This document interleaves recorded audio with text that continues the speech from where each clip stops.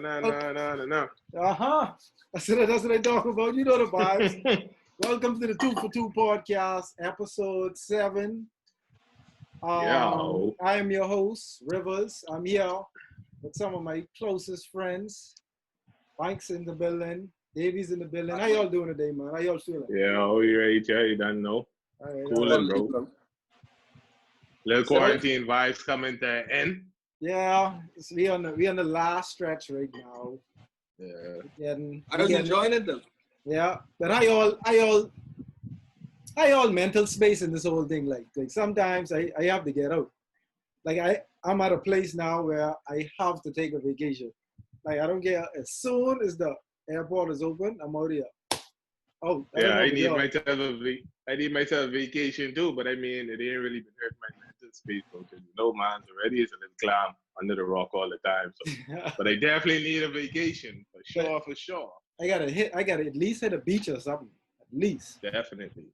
Cause you mean a beach over here? We got the best beaches. Yeah, I know, but I gotta get off the island, and it's so fucked up now because I don't even want to go to the States with all this shit going on. I said I need to go foreign, but it's too crazy right now. Yeah. I trying to figure out what they trying to do though. Like how long this shit can last. Like what they trying to accomplish in this. Like they think they can make up some kind of new amendment. Like the government ain't gonna implement no new laws. None of that shit, bro. Silly me, right? Silly me. I spoke about this last week on the pod. And I didn't understand why they were destroying and looting certain places. I could say this. I still ain't down with it. Like, take that to the corporations, not the like. Not the mom and pop stores or anything like that. But I get it. The people are frustrated. Yeah, bro. They gotta let out some type of frustration. Yeah, that's something they've been dealing with for hundreds of years before me and you. So yeah, like they upset and you can't tell them how to act now. Like no, I understand that, but like you say, right? They just fucking up their own community though. Yeah, but I mean, like I said, like I still don't understand tearing down the communities where you lay your head, but like take it more to the corporations, like the Gucci's and the Walmarts and Targets and stuff like that. I can see that. Yeah. But I truly understand their frustration and understand exactly where they're coming from in their fight. Because it's like, they're not going to see anything change until... in their lifetime. Yeah, until they tear some shit down. Yeah. And I guess they get to that point now that where they're like, this is the only thing that's going to cause you guys to see or take us seriously if we fuck up the money. And that's what they doing. So that's like me now, I get it. And I with them, fuck it up. Fuck it up. Fuck it up. Fuck it up. I cheer them on. Like, fuck it up. Because, like, it's ridiculous, man. Like, it doesn't have to take 12 days for you to charge these guys with second-degree murder. You know what I mean? Yeah. I definitely wasn't rolling with the third degree. Yeah. So let me ask you a question on that, right? Like how, like your boy, the guy who actually had his knee on his neck. Chauvin. Another two. For the people at home, his name is Derek Chauvin. All right, so for him, Chauvin. He had his actual knee on George Floyd's neck, right? Right. And then I think they said about 2 others had their knees on his foot or his back part of his body. Right. What about the other one who didn't really catch him? Like, you think he should be charged with the same thing? He's an accessory because he has a responsibility. Yeah, they charge him as an accessory. Yeah. Yeah, he's an accessory because he has a responsibility. He's on the scene. You know what I mean? Right. So he may get a lesser charge than second degree. I think they should give him manslaughter. Yeah. I think he should at least get manslaughter. But like, and to be honest with you, this Derek Chauvin guy, I did some research on him. The man has 18 disputes claims against him already. He's been He's been on the force for 19 years now. I ain't surprised, bro. So that's at least one claim a year, basically. Almost. That's fucking crazy, dog. He's been involved in 2 other incidents where people have died, including a car chase, and 3 people died in the car chase. Yeah. He's a bad. They don't hang over there. He's an assassin. I don't care what no one say. Yeah, they didn't. That's wild. Some of the electric chair. They have photos of him. At he'd been at different protests, and I forgot which protest he was at. But yeah, like he's basically, like, you could say that if you look at it. If you look at the type of person he is, yeah, hang him. Give him life. Give him the chair. Fuck it. Yeah, you probably gonna get the chair. Y'all, I mean, if they take all those things into consideration, with track record, they might decide to do that. But I don't think that's I don't think they can let that fly like that. To be honest with you, the only reason I feel they up the charges on him is because of the pressure of the people in the streets to protest him. Yeah. And shout out to all the people. Shout out to the people protesting. Shout out to the essential workers. Shout out to the first line, people on the first line. Shout out to everyone that's listening to this podcast. Like, you guys have been amazing throughout this whole thing. Yeah, they couldn't get a shit done without it. Like, that's the only reason why I feel like they had up the charges on him, and I still don't have faith in the verdict. Like, I don't know. Neither do I, bro. At the end of the day, it's in the hands of the court system now, bro. Yeah. But then, see, the thing about that is, right, now it comes to picking a jury, because now he's gonna be judged by a jury of his peers, right? They can't pick all white persons to judge him, and then obviously, I mean, if they pick some black persons, they can feel as if, hey, the black persons are being biased just because of what he did. Yeah, that's hard. It's a tricky situation. We're gonna have I guess now the protest and the fight will be to see the verdict.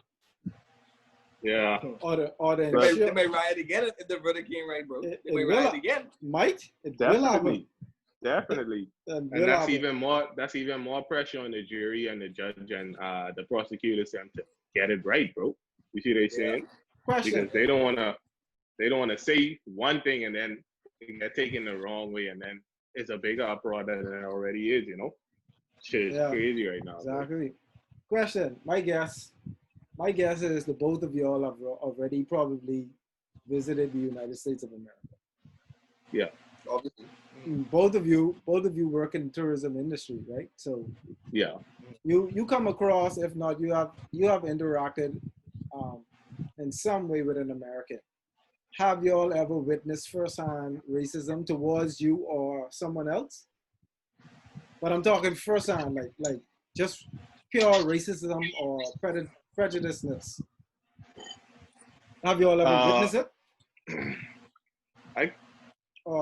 I could say that I've witnessed it, like, on a subtle scale, nothing like blatant to say, oh, this person definitely is a racist, but it's little subtle things that they might do or say, or little subtle actions that like just this person feels some type of way. Yeah, like they feel some type of way, but nothing like up front, Right.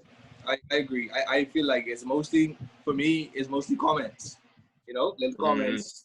The things they say, not really the actions as much, because they try to watch the actions, especially if they're in your Bahamas land. But definitely I've heard little comments and things. But when I visit the United States, I really don't see it really truly, Maybe, I don't know, maybe because they feel like I'm visiting from a totally different country. They don't show it as much.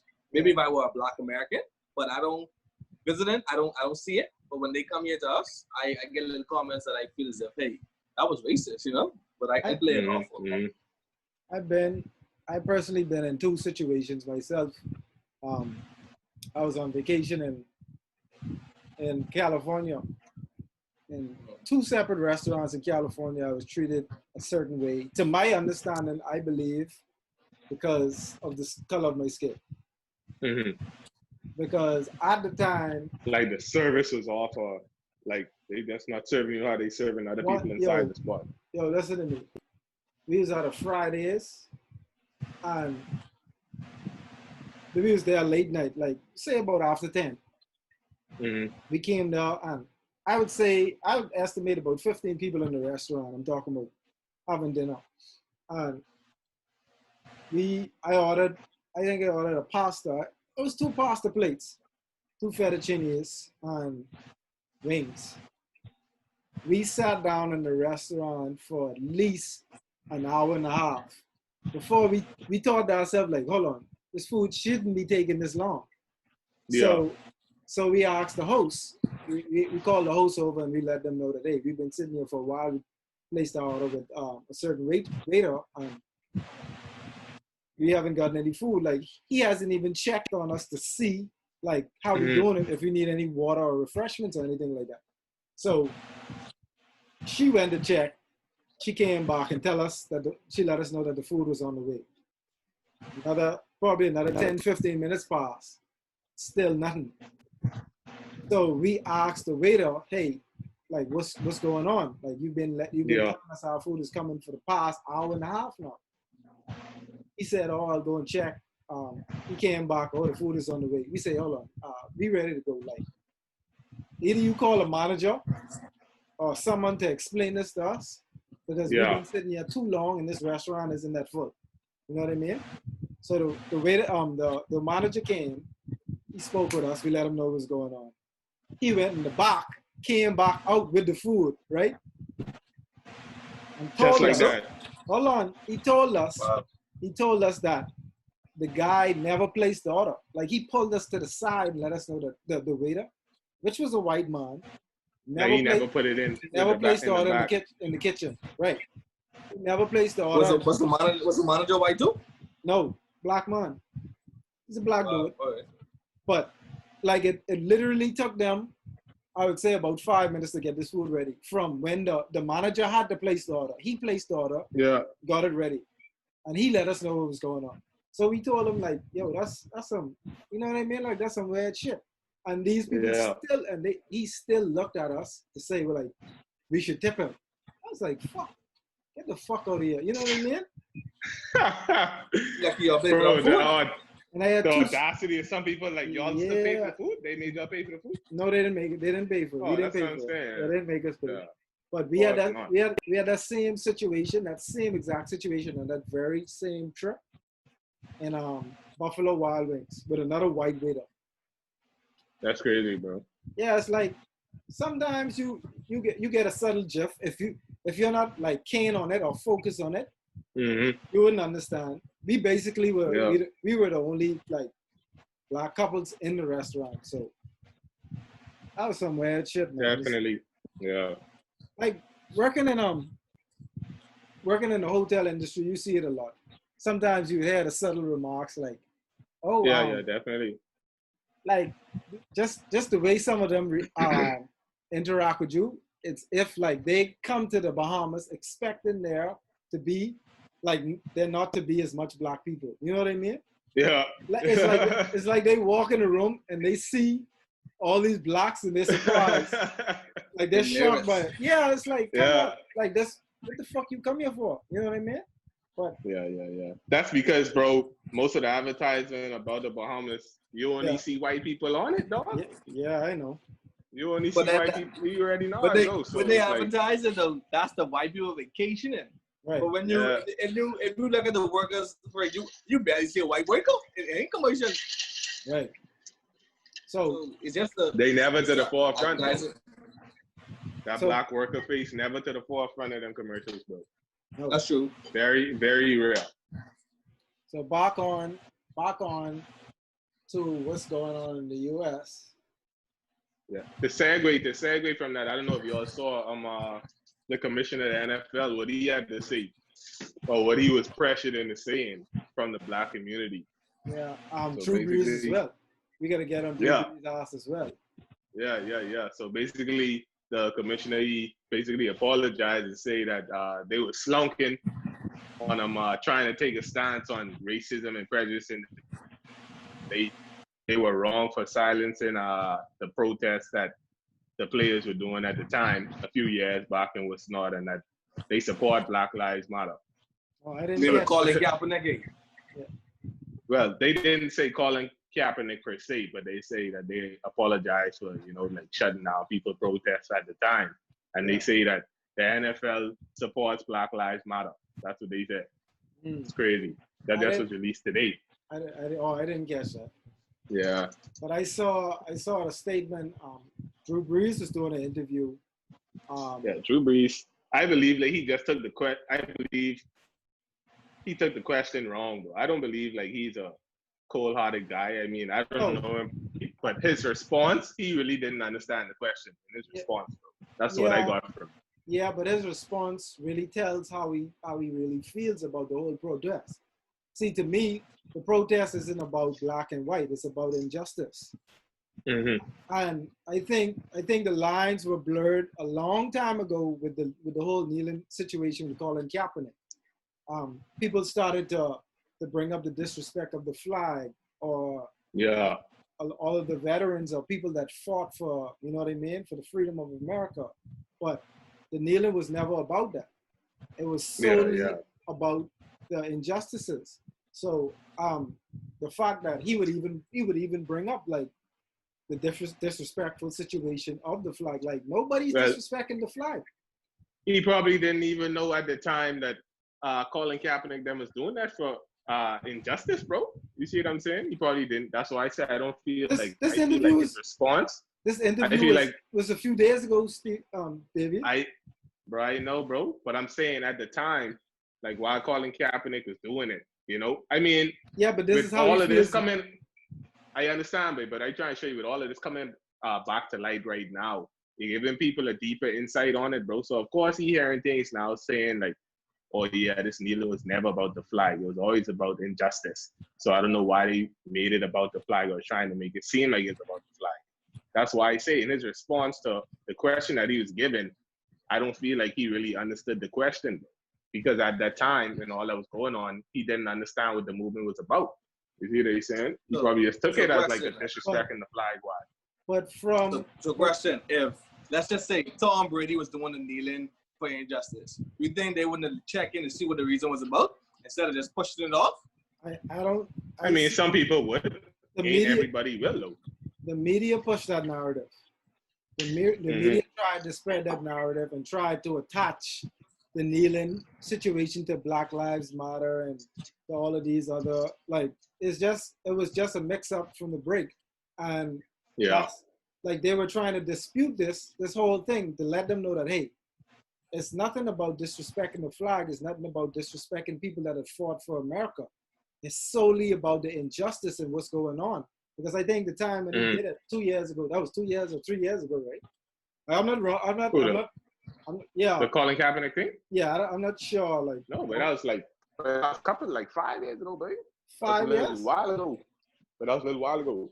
Yeah, I don't know. Maybe 3 or more years. Yeah, don't fact check me on it. Maybe 3 or like 4 years ago, right?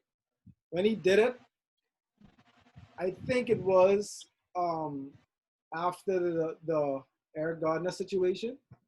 I may be wrong. Don't fact check me on that. But in New York, right? That's right. In New York, right? Yeah, I think so. I think it was after that. I'm not sure. Like, don't quote me.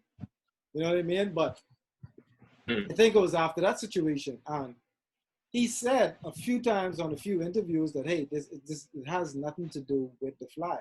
It has nothing to do with people that are fighting for the freedom of America. It's solely about equalities. You know what I mean? And justice. So I don't like the media just tried to push that narrative, but it never panned out. Not in my eyes, at least, or not eyes the people that are woke. You got to stay woke to this shit. And keep in mind, they still ain't never even hired him back on an NFL team since then. That's crazy. The nigga talented. Right. Well, I feel now he definitely get hired, especially what the commissioner just said. So he definitely might have a job next season just because of that. Why I brought up the Drew Brees situation is because, like Drew Brees, you also have Trina. Trina's in the same situation where she said something insensitive to people that are protesting and fighting the cause of justice in America right now, like she said something sensitive as well, and to me it's I like, didn't even see what he said. yeah, to me it's like you could say something now, and social media has given a lot of people the platform to piggyback on what they said and and really reverse on what they said, because Drew Brees put out a statement, I think the next day, the following day, apologizing. And I'm like, come on, fuck you. You weren't sincere with that. Like he put up this long statement on Instagram that we can't continue to allow people to say how they really feel, and then when the shit hit the fan, take it back. Then take it back and apologize for it. Yeah, we can't keep allowing that. Yeah, but you have to look at that from both sides too. But like I say, I believe in his response, he didn't really understand the question. So in the response that he gave, and he see the reaction of everybody, and then he see like, okay, this is what they meaning with that question. Then of course that would warrant a apology, bro. I'm just saying you have to look at it from both ways, dog. You know, I understand we that. ain't really know what the deal is. Although I understand what you saying is right.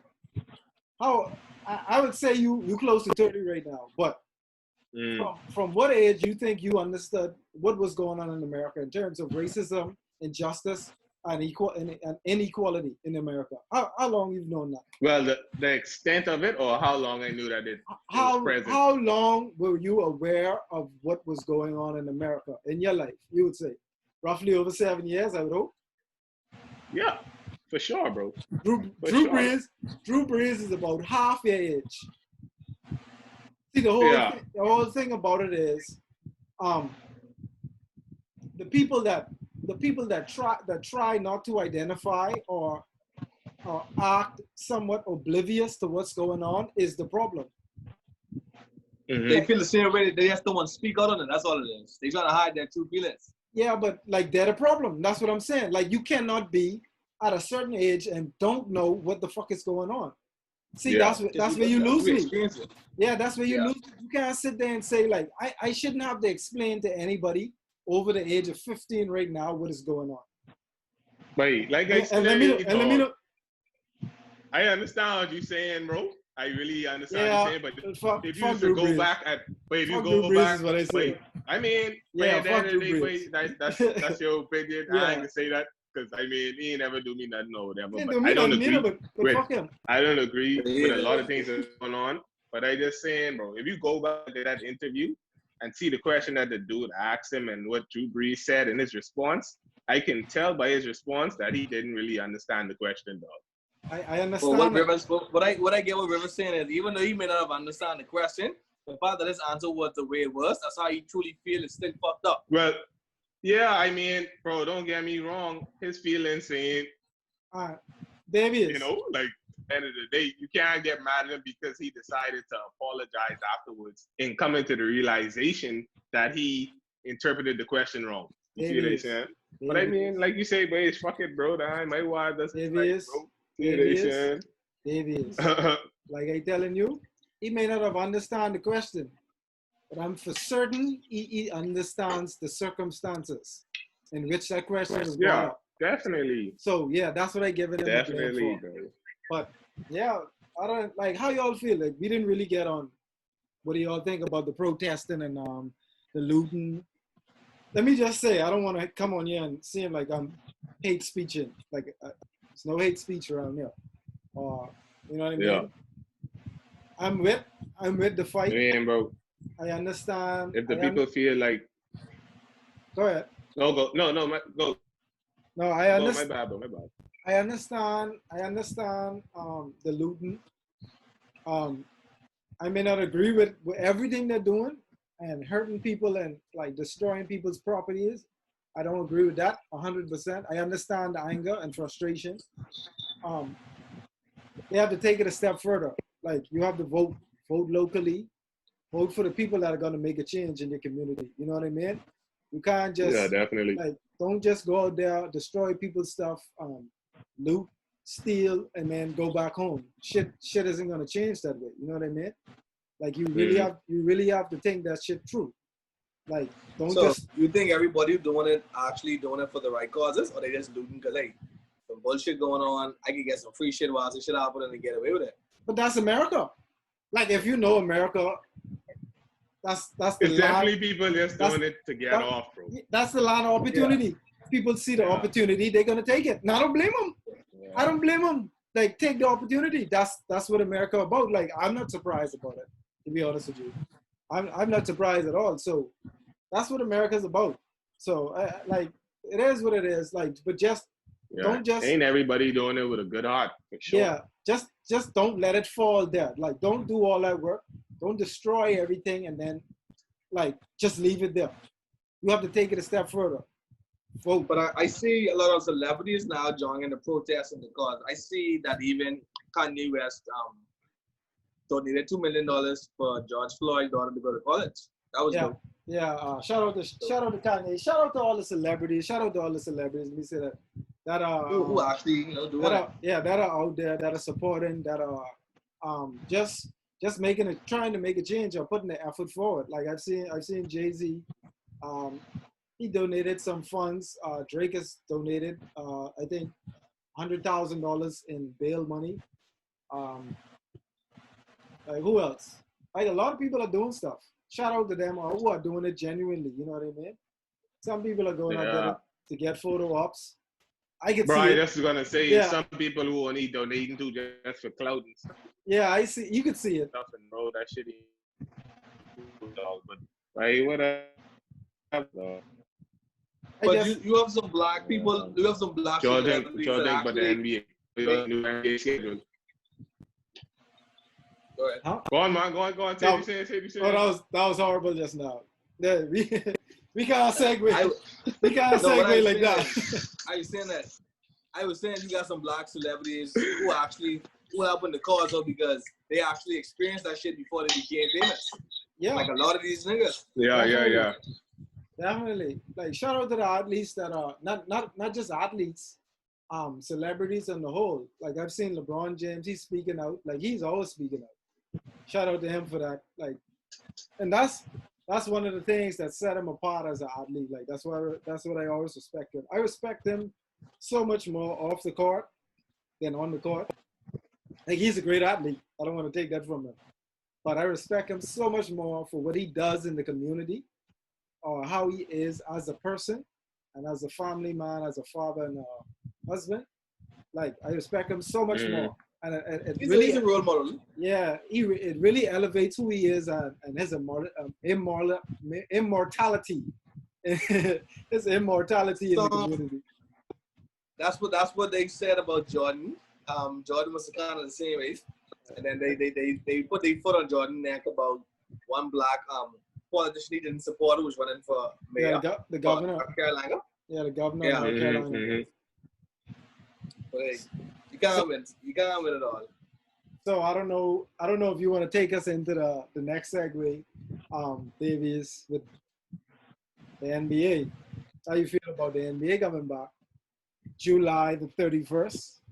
I mean, I'm a fan of the NBA, bro. Don't get me wrong. I'd love to see dudes back on the court or whatever. But like I said in previous podcasts and previous discussions, you already know. I feel like it don't really make too much sense. It could have been stopped, but it is what it is. I see the new season starting in December 1. So I don't know when the 2021 season gonna end. You know, so that's gonna be interesting to see how many games they play in next season. I think they might just do the 50 games, like 50 games. Keep the season short, and it at the regular time in June, and then then it's back to normal after that. That's what I think. Yeah, they're gonna do. But it's about see the new schedule they bringing out. This should be solid. Yeah, get to see ball again. I don't want to go on too long about it. But it's about the money. Let me put it like that. Despite how players may feel, despite how teams may feel, it's about the money. Everything is about the money, bro. Yeah, they're not gonna let that much. They're not gonna let that much money run down the drain. Personally, but I all feel about it. I all feel about it being played at Disney World. If that's the best place, then so be it, bro. I would like them to come here. I feel like that's the best place. That's like some summer league vibes. No fans? That's the only thing I ain't rocking with. No fans, like. So how you want the fans to get that they're supposed to be social distancing, my brother? Yeah. They look like they social distancing right now in the US. Like, really? Come on. Someone No, but I said mean, like, what happened to Corona? He said he's not knocking or putting aside what they protesting for, but what happened to Corona?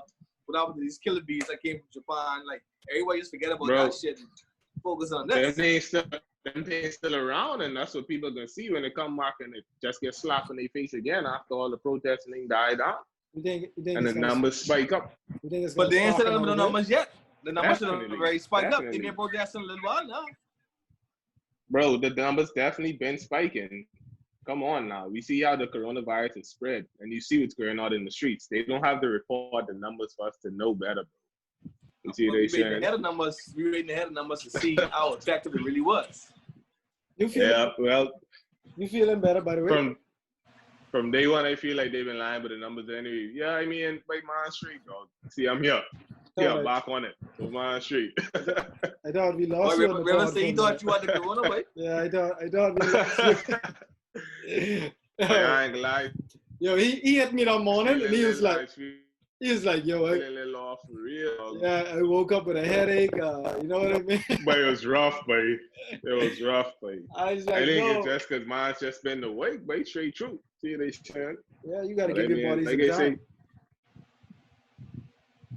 Yeah, I go drinking vitamin C and thing all the time. So, and plus, we don't have no cases here on the island, but so we straight. Yeah, well, don't kill yourself out, because when you kill yourself out, they can replace you with a next man. Yeah, tell me that. Hey, see that enough time. To piggyback, right? I know y'all really don't be on Instagram as much. But I don't be on it at all. I don't wanna harken back too much of what we was talking about, right? But y'all see all of the Instagram models like going out to support the protesting, but like we spoke on it just now, but it's like it's a photo op. Y'all can't. Yeah, but straight cloud chasing, bro. Yeah, cloud chasing, bro. Like, that's like, but I'm like, come on. I ain't knocking nobody because at the end of the day, we don't really know their true intentions, so I can't really knock them. But obviously, we can say for a fact that ain't everybody out there doing it for the right reasons.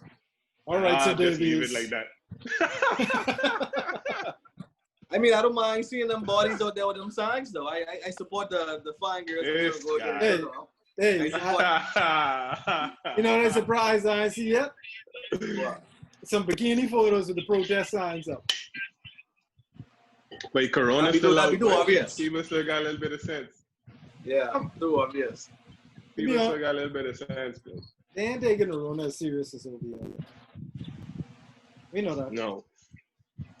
I mean, they don't have to take it as serious because they're a place where if a vaccine is to come out, they can be there first, but and they know that. See, they sure. Hey Rivers, you know what I wanted to implement on this podcast, right? You spoke about it right before the podcast started, right? Like I always tell, I crack this joke all the time with females, right? I tell females, hey, the ratio of Bahamian women to Bahamian man is what? 6-to-1, 5-to-1? What do you think? I think it's like between 4 and 6-to-1 for real. Yeah, like 4-to-1. Right. So I used to tell us over the other day about polygamy, right? One of my boys, he started this Facebook page for polygamy Bahamas, but he advocating that strong. He feel like, boy, that's the new wave. I mean, it's like, boy, I know Bahamian women, they kind of used to that. Okay, Bahamian women used to share the mob without them knowing. But them sharing with them knowing, but that's a big difference. Yeah, that's a big difference, son. That's not happening over here. That's not happening over here. It happened in the point. You gotta understand, we're not even a culture that understands dating properly. You think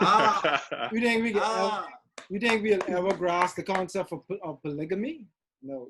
Listen to me. I'm so glad you said that. That's totally true. Like we personally believe if I talking to you, you talking to me, you can't talk to nobody else. Yep. We don't grasp Google what dating means. No, we don't grasp the concept of dating because like my times I've been dating, quote unquote, and be a boss for it. And no, like I've gotten like thrown away because of if they heard I'm speaking that. This man a gallus dog. Oh, fuck you. Fuck you. That's Fox, though. That's Fox, bro. Ah, man. I don't like how you try to spread this shit with me, though.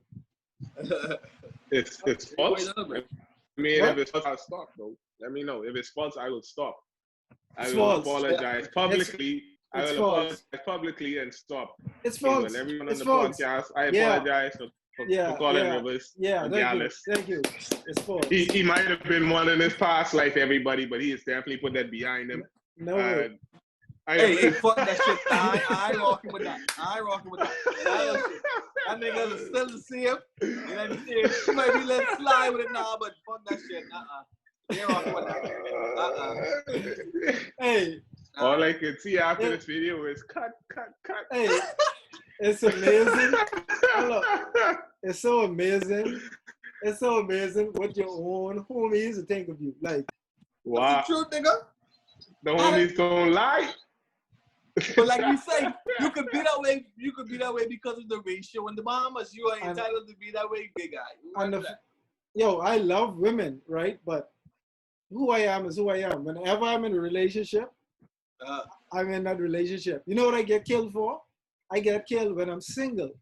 When I'm single and I decide to conversate or date multiple females. Like, we need that one. We need that. What? We need another what? Hey, I ain't gonna lie, bro. Nothing, bro. Everything cool. Say it again. Stay quiet on this topic. Say that. I wasn't even saying nothing, bro.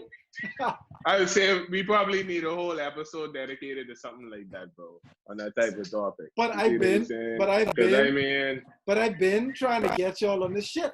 But y'all only want to come over here and talk about business.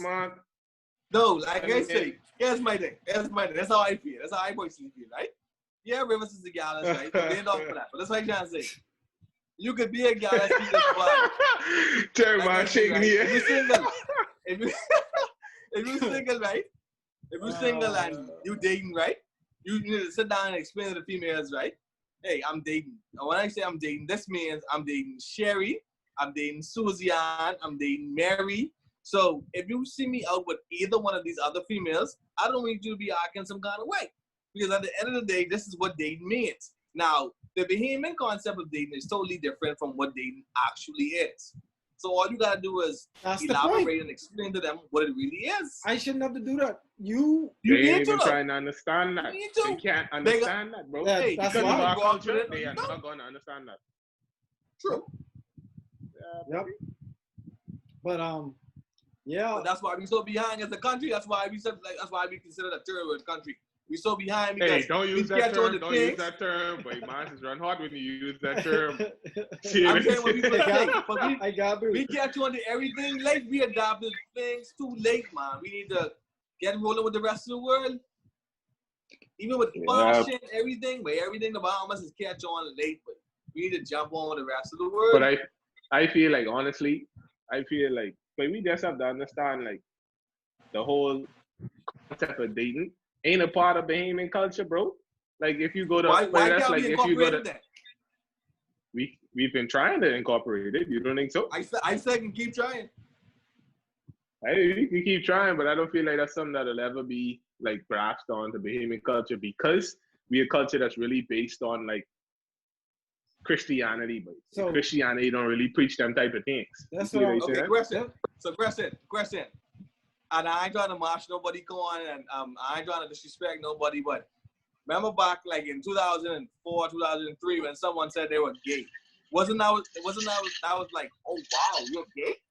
Nowadays that's like, oh okay, that person gay. It's like nothing, right?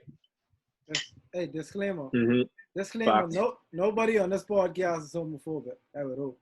Yeah, right. No, but I just gotta put that on there. To say, if we could adopt to that, why can't we adopt the dating and polygamy or whatever? Anything else that comes out with that's different from our culture and our beliefs. At the rate, grow up knowing our entire life. At the rate you going, Bankz, that's gonna happen soon. Like you changing the culture.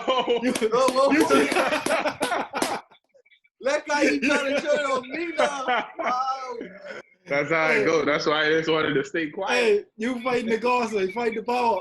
Hey, I'm strong in what I believe in, guy. I'm strong in what I believe in. Hey, trust me, you soon there. You soon there. I have a dream. You almost there, boy. But I feel like we should open our minds, man. Open our minds. But that ain't some of these big guys in grass, but they ain't trying to hear that, bro. To that point, right? To that very same point. What do y'all think, or what's your thoughts on the double standards in females that understand, or females that date multiple men at one time? Like, you know what they consider as, even if they're just dating. How do y'all feel like females are treated in that situation? But if I keep it real, dog. No, hold on. I said that. Yeah. I said that to say because I feel like that's the reason a lot of females are afraid to date. That's why a lot of females, like, once they find a guy that they like, they might not try the other options because they're seen as such and such, or quote unquote a hoe, or just being a bad bitch if they're dating multiple guys at one time. That's why, like, majority of the times when they find a guy they're interested in, there may be different options out there for them, but they'll stick or try to cling to that one, or basically get a relationship out of that one guy, because they don't see the duality in dating. You know what I mean? Like, they don't see the positive side of dating. But well, I mean, what your point, but like you say, is a double standard. And I mean, I can say some things on the podcast that I run a lot of people hot, but I just trying to not be biased and play both sides or give both sides. But I mean, like I say, it's a part of our culture, bro. Mm-hmm. Yeah, I doing it, bro. Now we fun. I can do my best. But I just say, like, but I feel like in our culture and how we brought up, and like I say, because we brought up in a Christian culture, you know, to like grasp those principles, I feel like that double standard is something that we all live by, bro. And that's why females wouldn't like, or that's why they'd be more tentative or more secretive in their dating, you know, because like you say, they don't have their name out in the road as a quote unquote hope. You see what I'm saying? Okay, well that's just how I feel, right? Me personally, because I exercise dating the right way or the correct way, not the Bahamian way. Mm-hmm. It would be really hypocritical of me. You know that. It would be really hypocritical of me to judge a female who tell me that she's dating. Now, when you're dating someone or when you're dating multiple people, it's best to keep it 100% honest. Now, if she can be honest with me, that means she dating Bob and Tony and Mario and all that. That's fine. That's fine with me. But when we have a conversation, because let's say I feeling her more than I feeling the other females I'm dating, and I present this to her, I then in return need her to be completely honest with me and let me know, hey, Bankz, I ain't really feeling you like I feeling Tony. So that I know, okay, you know what? I can put all my eggs in your basket or more. Let me go try and see what Mary can do it more on that side. You feel me? And that's where the rift comes from, because it ain't easy for them to do that. Yeah, it ain't easy for them to do that, but that's where the rift is come from, you see? So that's why you see these guys ain't really even on that run. But hard for them to even do something like that, you know? See, you need women a lot. I know it's a part of the human culture too, which I feel like we need to get. I mean, you can kind of keep it, but you should get rid of it, most of the parts of it. Worrying about what people think of you. At the end of the day, nigga, what you eat don't make me shit. So if a female want to date and other people calling her hoe, if they don't provide for her, they can kiss her. And that's how I feel. That's easier said than done, though. Because I mean, I feel you, but that's easier said than done. Because as humans, we have the need to like want to be accepted. You see what I'm saying? Yeah, like want to be accepted and stuff, bro. So that's easier said than done, bro. Ain't everybody that strong-hearted or strong-willed to do something like that and say fuck everybody. I mean, to say forget everybody and how they feel and just act how they want to, you know. But guess who does that? And like I say, no knocking on anybody. The gay community does that, bro. At least the ones that are open. Yeah. They do that. They date. They have whoever they want to date, and they're open with it, and they don't give a F what nobody think they got. And I respect the braveness and the strong heart and the strong will for them doing that. Yeah, but it's easier. I mean, for me, I feel like it'd be easier for someone in that community to do something like that because it's now being embraced. Because it's being embraced more now than it was in the past, bro. In the past, people wasn't doing that. But you still have a lot of old family members or like your grandparents. They don't accept that shit still. Yeah, I mean, they traditionalists, so we already know how that go. But I talking about. But you gotta deal with them.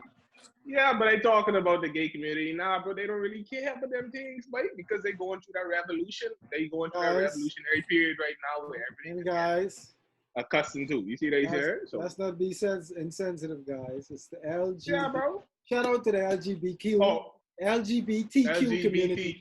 Yeah, shout out to that. That's a lot of letters. It is. I can't remember. It is. I can't remember another. Shout out to you guys, by the way. Yeah, but because they're going through that period right now, it's easier for them to do what they want to and not be afraid of not being accepted.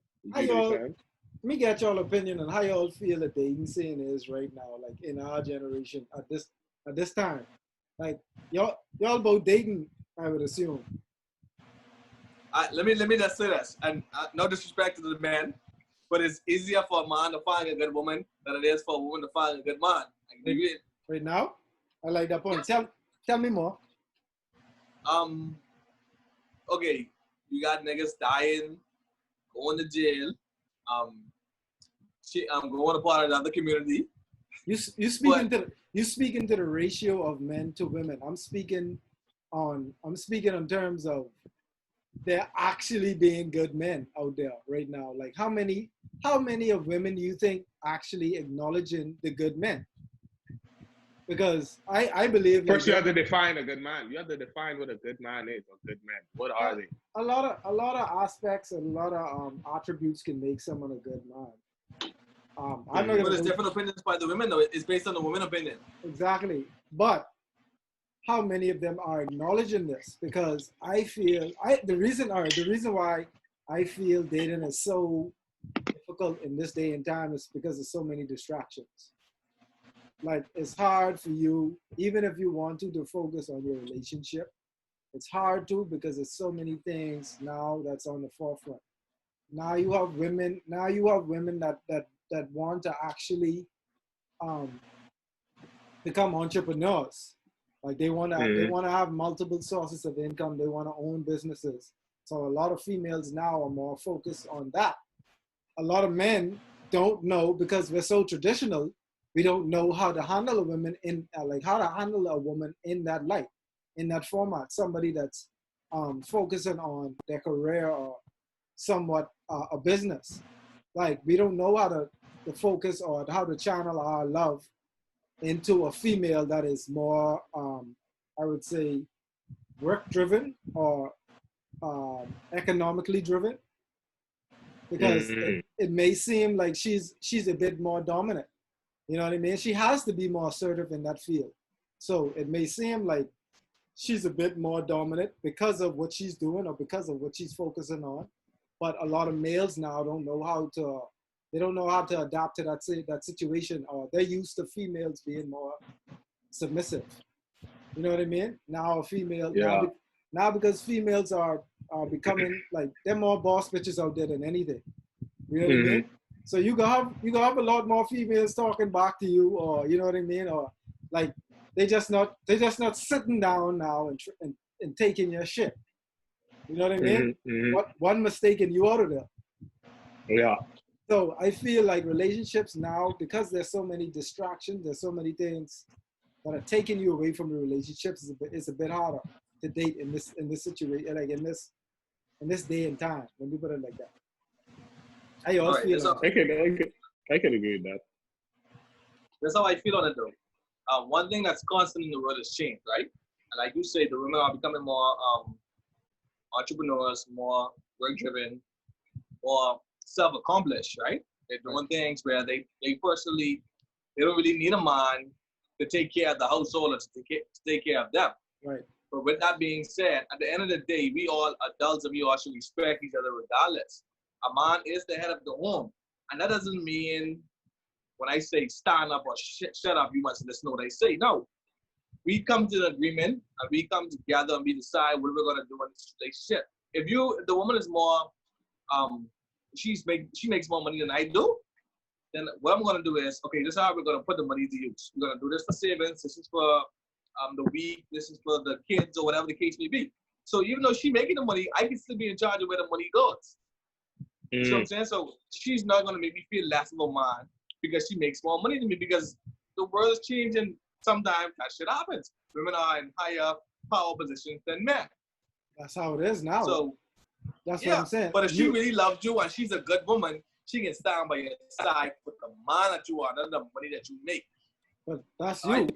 That's you. But there's some females out there who feel like a man ain't a man unless he providing monetarily for the family. You see what they saying? Exactly. If he can't provide for the family, then he's not a man. Yeah. But they're saying that's how it is sometimes now. And then there's a lot of men too who they wouldn't even go after a quote unquote boss bitch because they feel intimidated, you know, and they don't know how. Yeah, they feel intimidated by these guys making more money than them. And then who is you to say if this is the worst case scenario now? You living with this female or whatever the case could be. She's the breadwinner in the family, and then she does decide to run out and kick you out the house. What you can do, you know? So like, all these things being niggas in their head, bro.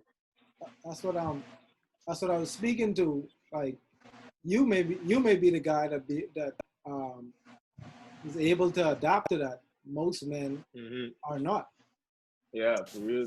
Seeing that ain't something that men used to. Yeah, because they're raised, either they're raised or they've been accustomed to being the sole provider or being the breadwinner of the household. So now when they're in a situation where the female that they're with or their companion is making more money than them or whatever, like it's hard for them to really step back or just even compromise in that situation.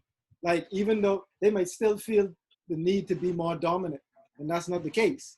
You know what I mean? That's not the best thing to do in situations like that.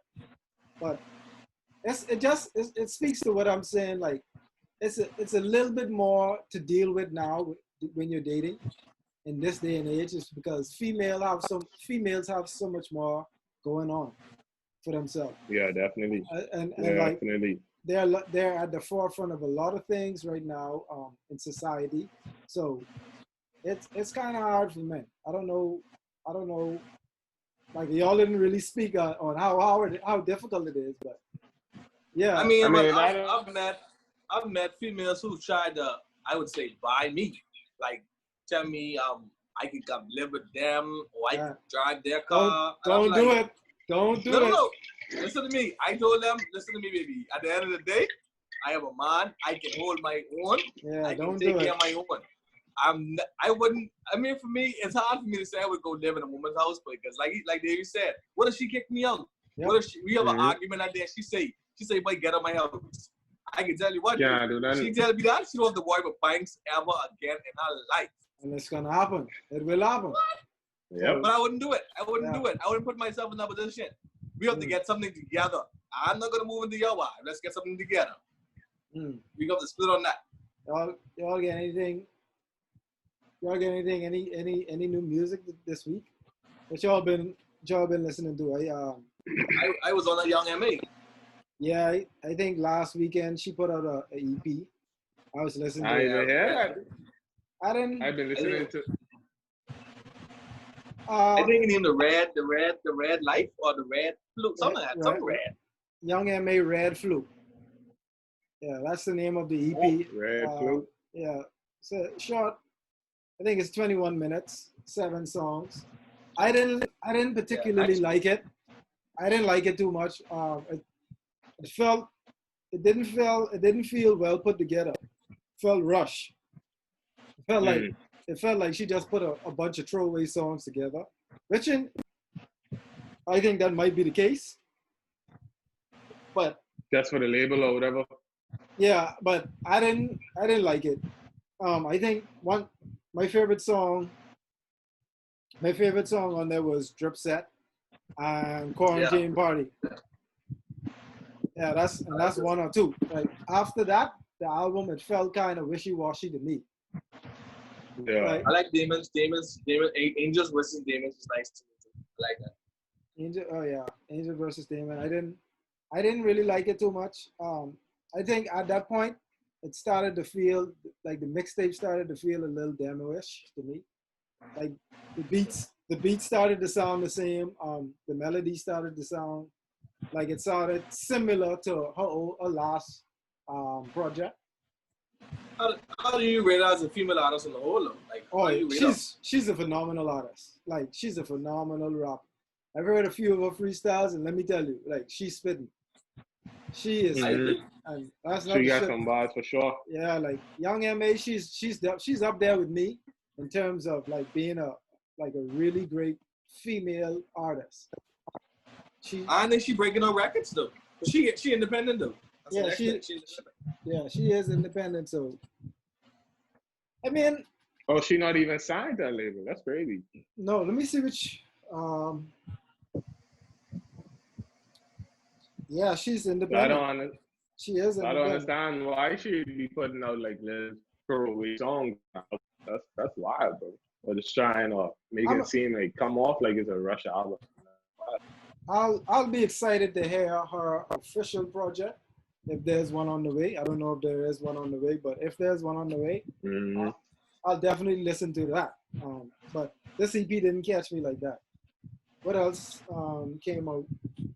I listened to Drake. I listened to Dirk last week. Oh, I like Dirk. Yachty, Lil Bo 3. That came out.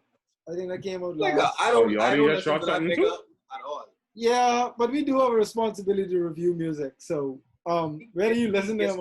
That's my review. My review on Yachty. Like how you people drove Rios. Yachty can guess my ass. He's a bunch of shit. I like the album. I heard about. I didn't even know, but Yachty has some nice. He have a solid sound, right? Like it sounds sometimes. I fucks with. I need to check that out. I fucks with both. Sure. I don't. Yeah, Lil Bo 3 came out last week Friday. I think that may be his second. That's his third project, right? I'm not even too sure which one that is. Yeah, the length of the album it was a bit long for me. Like 19 songs is a bit long. I didn't get all the way. I don't think I got away. I didn't get past. Oh shit! I didn't get past. Track 7. No, that's that's his music. That's his music. I didn't get past. Huh? Which one did you say? No, I didn't get past track 7, Black Jesus. But my favorite songs on this so far is Split, Whole Time, Pardon Me, him and Future and Mike Will, Demon Time, Draft Day, featuring Draft Day. That's a good one for me. Future got album dropped. Future just dropped them. Check it out. Future dropped something a few weeks ago. Yeah, we spoke about that. Yeah, that's a little while ago. Yeah, I'm still bumping that Chris Brown and Young Thug right now. That nice for real. See what I told you? He put that together. See what I told you? Hey, Breezy is. I don't think he's got enough recognition, but the GOAT. I agree. What I saying, dog? That's because he punched Rihanna. But he's talented, bro. The GOAT. Super. Listen to me. Super talented. I have Chris Brown. Wow. To me, that's the greatest R&B. The greatest R&B game right now for sure. I going out on a limb with. Hey, you say, but he underrated, and that's because I think we talked about this last podcast, Ken. Because he punched up Rihanna. I wouldn't say underrated. I wouldn't say underrated. I think he's like underappreciated. Yeah, not underrated. Yeah, people know he that nigga bad. Let me go out on a limb, please. Allow me to go out on this limb by myself. Chris Brown is the greatest R&B artist of all time. Like he is the best R&B. Wow. Yeah. Wow. How skinny is this limb, bro? Yeah, I listen. It may be a small limb, but I really understand how to. I say top five. I say top five. The greatest. Yeah, I'd say. But yeah, The greatest. I'd say he in the top 5 for sure. But the R&B, greatest R&B artist. Yes, pop and R&B. Hold on, let me tell you why I can agree with you right reverse. Let me tell you why I can agree with reverse. Because he's so diverse. He surpassed He's very diverse, boy. Yep. Yes, boy. He surpassed Usher. Yep. Usher's garbage compared to him. Yep. Wow. But he's very diverse. Yep. He's very diverse. He's very talented. But he said Usher is garbage compared to Chris Brown. No, wow. He's not garbage. No, that shit is wild. Who said that? The Chris Brown in my eyes. Who said that? Bankz say Bankz. Bankz. Come on, you tripping? You tripping? I said that. No, you tripping? To me. You tripping? Please don't do that. Breezy in the top 5 for sure. To say the best of all time, R&B. He's the greatest. He's top 5 for sure, and his longevity is pretty good. His longevity is pretty good, though. The greatest. Give us your top 5. Give us your top 5 R&B artists. That's hard for me right now because. Yeah, that's a little, you gotta think, but wait, R&B is a serious genre, bro. There's so much people I gotta put there. Yeah, but serious genre. That's why I try to figure out if to say Breezy's number 1. You mean males or females? Yes. You mean males and females? Males and females? Yeah. The reason. Yeah, you say Breezy's the GOAT, boy. Okay. You say Breezy's the GOAT. No. Okay. I thought you meant just males. I thought you meant males. No. Let me break down why I said this. Why I said how I feel. This is why I feel that way. Because of his transition from a teenager to an adult male at this time, he was able to surpass that. His longevity is solid. His discography, his work, like you can tell from he first came in, the growth. Same thing as what I said with Jay-Z in the last podcast. Like you could watch their growth through their music. So I look at that, his discography. I look at the fact that he was able to overcome the Rihanna situation. I also look at what his music is doing right now in terms of records. Like that's where I feel like he's underrated because people don't realize the amount of records he has on his music. Like he's broken a lot of records, and I'm talking about like records from the days of the Beatles and Elvis. But like it's underrated. Like it's not appreciative. Like people don't appreciate it. And I just look at what he's doing now compared to what other artists are doing and still being able to mesh with this new genre. Like to me, he's still like he's a vet, but he's still a rookie in my eye. You know what I mean? He's a vet, but he can relate to the rookies. Like he's able to transition into both genres, like past and now and present. Yeah. Like I don't want to misquote myself or say anything like that doesn't make sense, but like you just have to look at. Oh, Breezy is definitely one of the greats for sure. Start to finish, he's on top, and all like pop everything. Like you could see it. I don't even want to. I sound like a dick rider. Yeah. No, I mean, like he's super talented. He's super talented. Yeah, I don't want to sound like a dick riding, but he's good. He definitely is one of the hardest. Greatest of all time. For sure. But on top of that, he just talented because even sometimes he want to transition into rap. He jump on some rap, and I watched 1 or 2 freestyles with him, boy. Exactly. Bro, so nice, bro. He dead nice, babe. This is what I want to ask y'all. Shit, I forgot what I wanted to say. You always talk so fucking much today. You always cause me forget what I want to say. I know you're on the podcast to talk. Look at him. He must want to sit down and blow bubble. You see that shit? Shit, man. You're always talking over me, man. I forget what I wanted to say. I'll stay quiet for now. So. You want to talk about your past experience with females or something like that? No, but Chris Brown, I went to say, fuck it, anyway, yeah. He's the GOAT. Any other new music? I haven't heard about anything else new. Anything coming up? Y'all know about anything coming up? Any projects maybe coming up? Something coming up. It can be hard as fuck. Yeah. Yeah, he ready to hit the beaches, in all islands. Yeah, let's make a trip Freeport.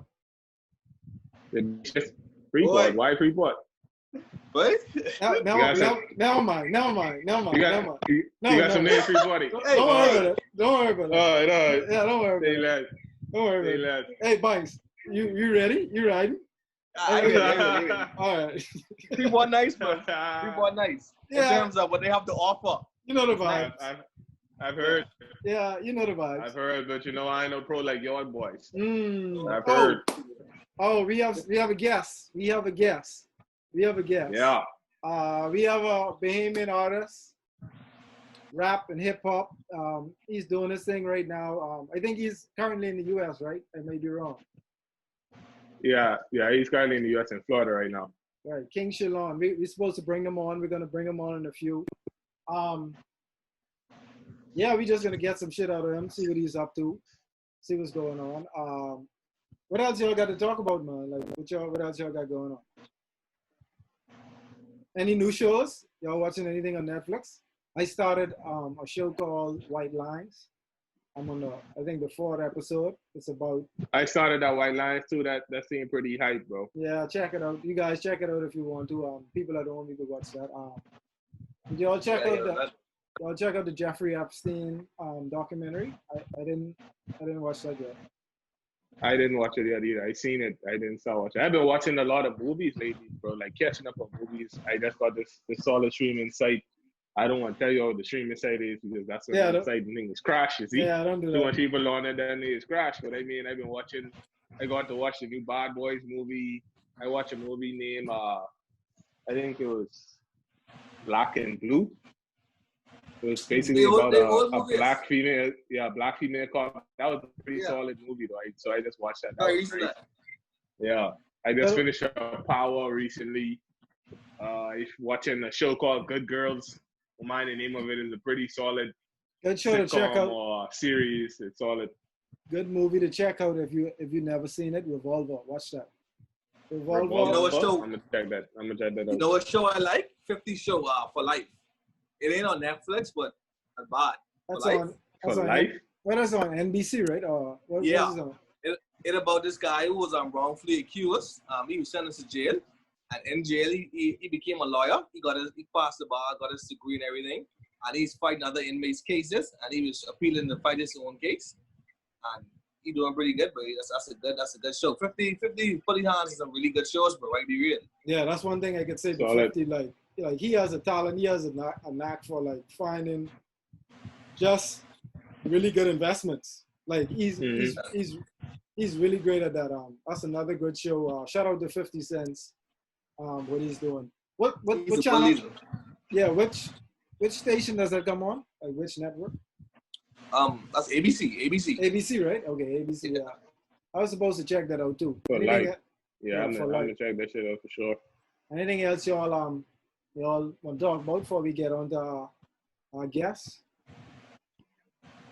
We need to talk about I don't really have nothing else right now. I know there's a lot of female girls going to the gym now, Bahamian girls going to the gym, getting their body right. We'll have that conversation for another podcast. It's summertime. Yeah, we a little over time right now, so every guy getting slim hard to the gym. Yo, I'm not doing that with y'all today. Trust me. But yeah, let's try. You won't do that because you just go to the gym every day. Nah. And you know why you going to the gym? You know you don't go to workout. Gym close. Gym close. Anyway, let's get on. Let's get on to our guest, King Shalon. Shalon, that's his name, right? I don't want to. Yeah, King Shalon. King Shalon. Great artist, like I said, out of the Bahamas. Trying to do his thing. He's really good. He's an extremely talented artist. Let's try and get him on there. See what's going on. All right, so we back. We got our guest here, King Shalon, one of our known hip hop artists in the Bahamas, doing his thing right now. How you feeling, man? What's going on? What's going on your side? Eating bread and butter, bro. You know what I mean? I chilling. That's you know what I mean? That's good. I been ready. You know what I mean? Yeah. You had to bring it to the streets. Yeah. Yeah, that's what's up. That's what's up. What's been going on? Like, what you listening to? What you pulling your inspiration from? Like, what you getting into in this quarantine now? Right, and put out, not put out, I done record some of the songs, bro. Like, you know what I mean? Like, that's the beneficial part of having your own setup, you know? You So ain't gotta, I ain't had to step out for the, recording process, and then you can do everything home, you know? Yeah, you got your own studio. I wouldn't say 80 songs, but I think y'all gonna believe me. Right. Rossi know I get down. Yeah, I know it's scared off for was a long time. Yeah. Hey, I was listening to some of your shit on YouTube. Like, bro, you got it. I can tell you no lie. I appreciate that, bro. But hey, more humbly I saying they all. You know what I mean? I know they can always be new to the listener, right? But bro, the stuff I coming with, cause you know what I mean, I just do a prior interview and I was telling my boy like a lot of the music I ended up releasing like 2-3 years ago, besides the set what was like, like regular song patterns. Right. It was like, bro, it was better, bro. You know what I mean? It's like, I sure you could hear the aggression. Yeah, bro. Because it's like, feeling like I get blackballed and, no one wanted to see me like up there, bro. You feel me? Right. So a lot of them old songs, they was more so venting, you know what I mean, versus stuff people could just play and vibe to. Yeah. Right. I guess I changing that shit this lap though. That over with, you know? Yeah. that goes to the question I wanted to ask you, like how you see yourself working with different artists, or like just how you see the music industry in the Bahamas going so far, like so far what you've been a part of. Like what do you see from different artists and trying to work with them, or like where do you see the music going? As far as that, okay, where do I see the I'll answer first. Bro, when it comes to like Bahamian artists, bro, like bro, who I ain't work with, the energy probably wasn't there, you know what I mean? But like a lot of the upcoming talent, a lot of, I work with a lot of niggas, bro. And I the type of nigga like for my hair song, bro, I ain't got the hate in me to not bang it, bro. You know what I mean? Like, with that being said, bro, like 2 nights ago, I heard a song from Twin them, you know what I mean? It was the, I think it named Chubby Get Up, you know what I mean? They did it for the guy who got killed in Fox Hill, their friend. Right. And bro, like, it strike home for me because, my brother nickname was Chubby, you know what I mean? And he died, so, you know what I mean? I actually saw a clip on, one female on Facebook, she had it on a story. And bro, like, I go on the YouTube and I find it, bro. And, I ain't got no hate in my blood in terms of working with any Bahamian artist, bro. Like, I with it, bro. If it hard, if it run across my ear, like, bro, I banging it, bro. You know what I mean? I'll burn it, play it in the city, and I enforce it, bro. Right. I can tell the people right now, you don't really discriminate, but if you could jump on a song with me, someone who ain't got no rap experience, I think pretty sure you ain't really hating on nobody who really got it. You're not a girl.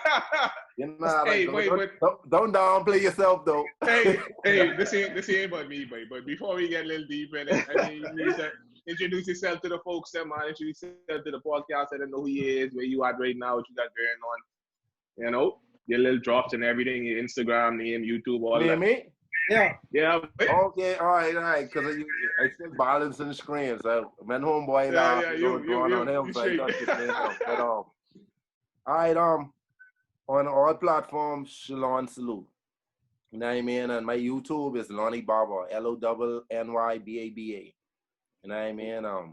In terms of the iTunes and Spotify, we cooking right now. You know what I mean? It can be groundbreaking, like, you know what I mean? Because thus far, I'd say 13 years, out of school and giving people the music. I wouldn't count the in-school days as, a part of the career, saying that I was in school, but bro, I've known this from time, you know what I mean?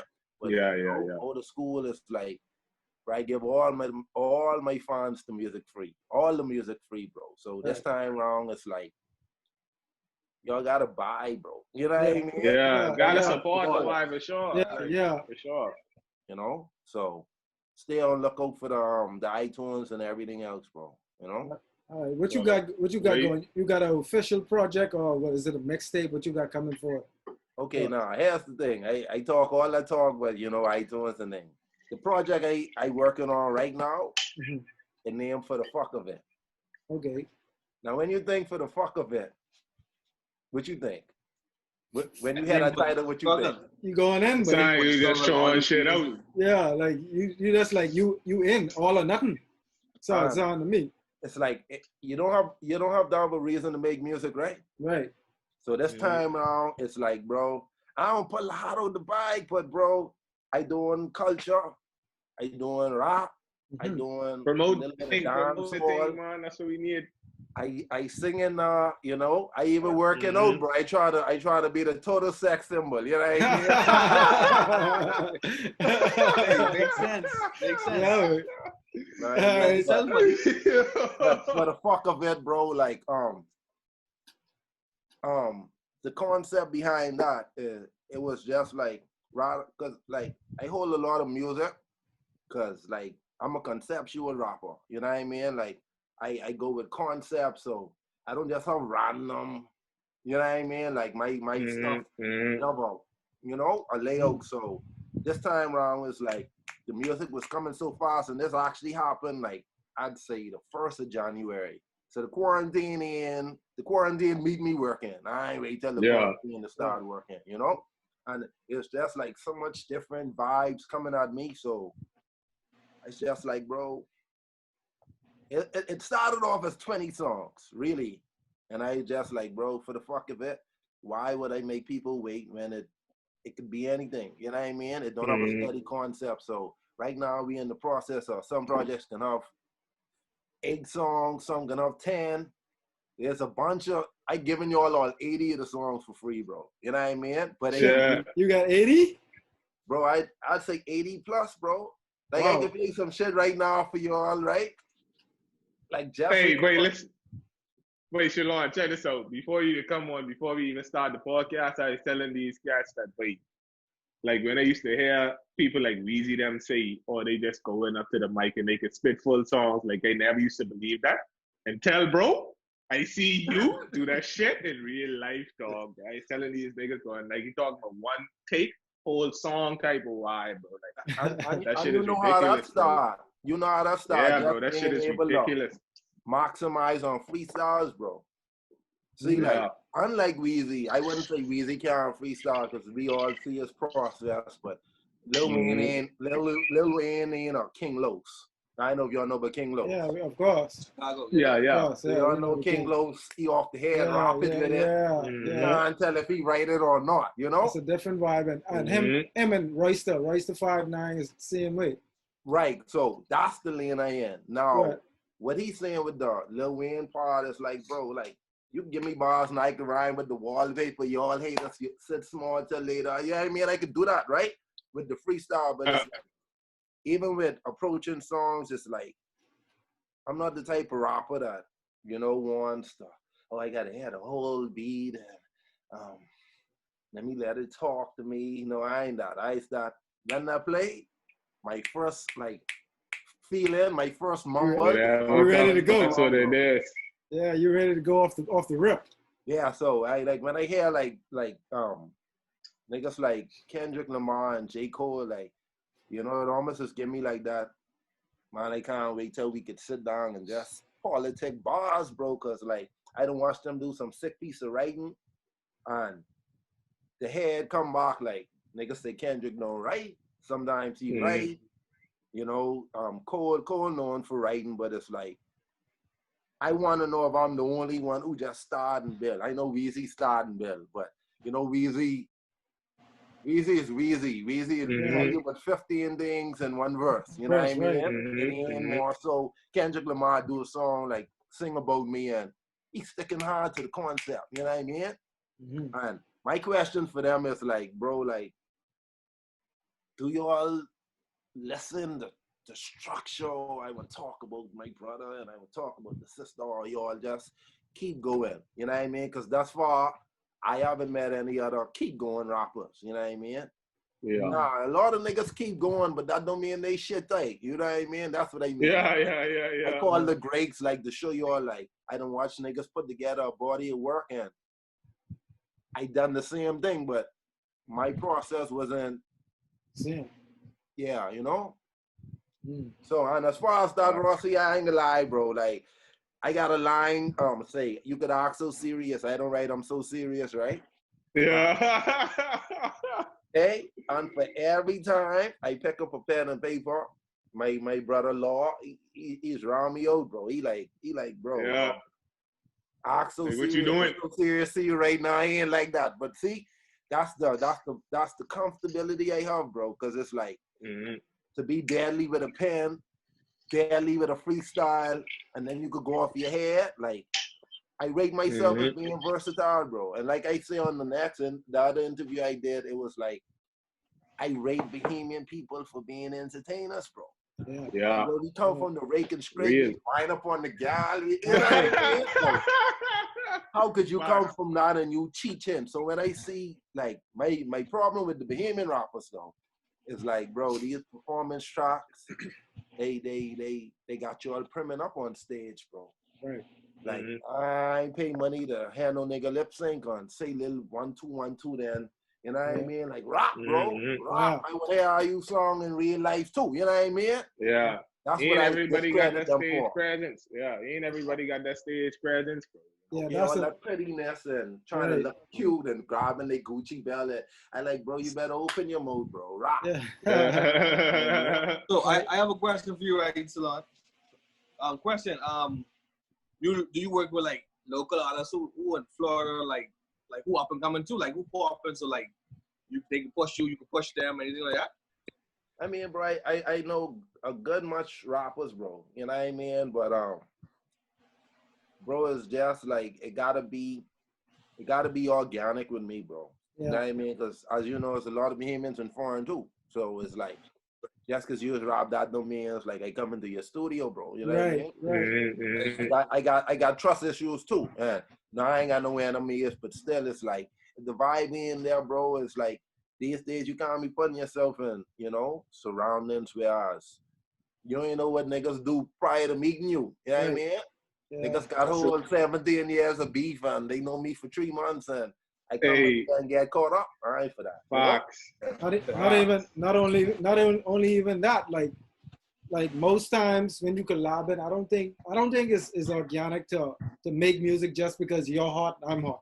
You know what I mean? Or just, you know what I mean? Like it has to be, like you said, it has to be a more of a organic feel, so the music mesh. You know what I mean? So it sound well. I'm also.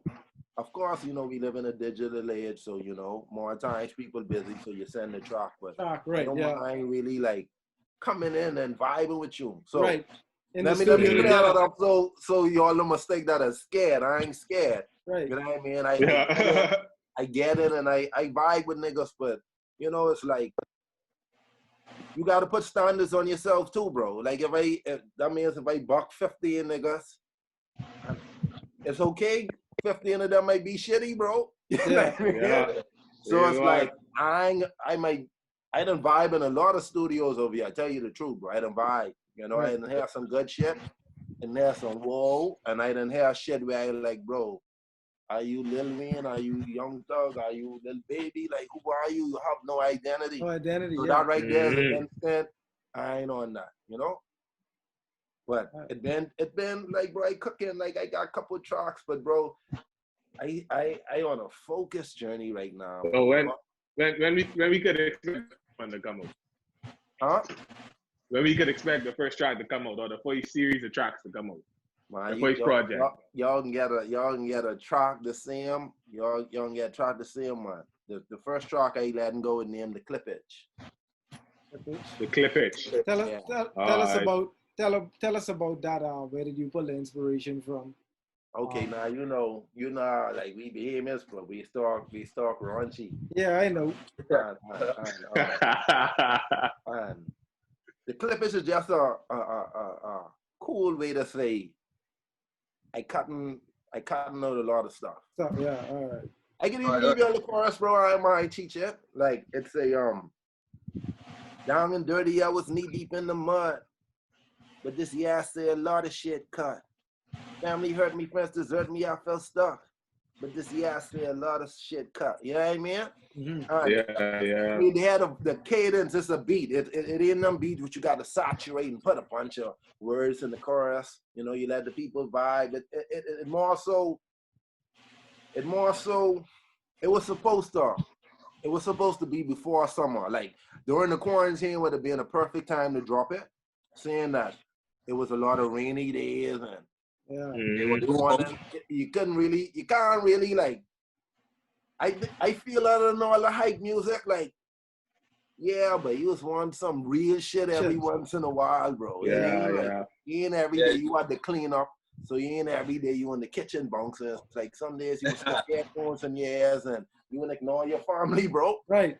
Hey, we had a conversation. We had a conversation with that too before on this podcast. Like, what a lot of people is be listening to now during quarantine. Like all the time, you're in the house listening to bouncy music. You know what I mean? Sometimes you need some real shit in your ears just to keep you afloat because there's some tough times.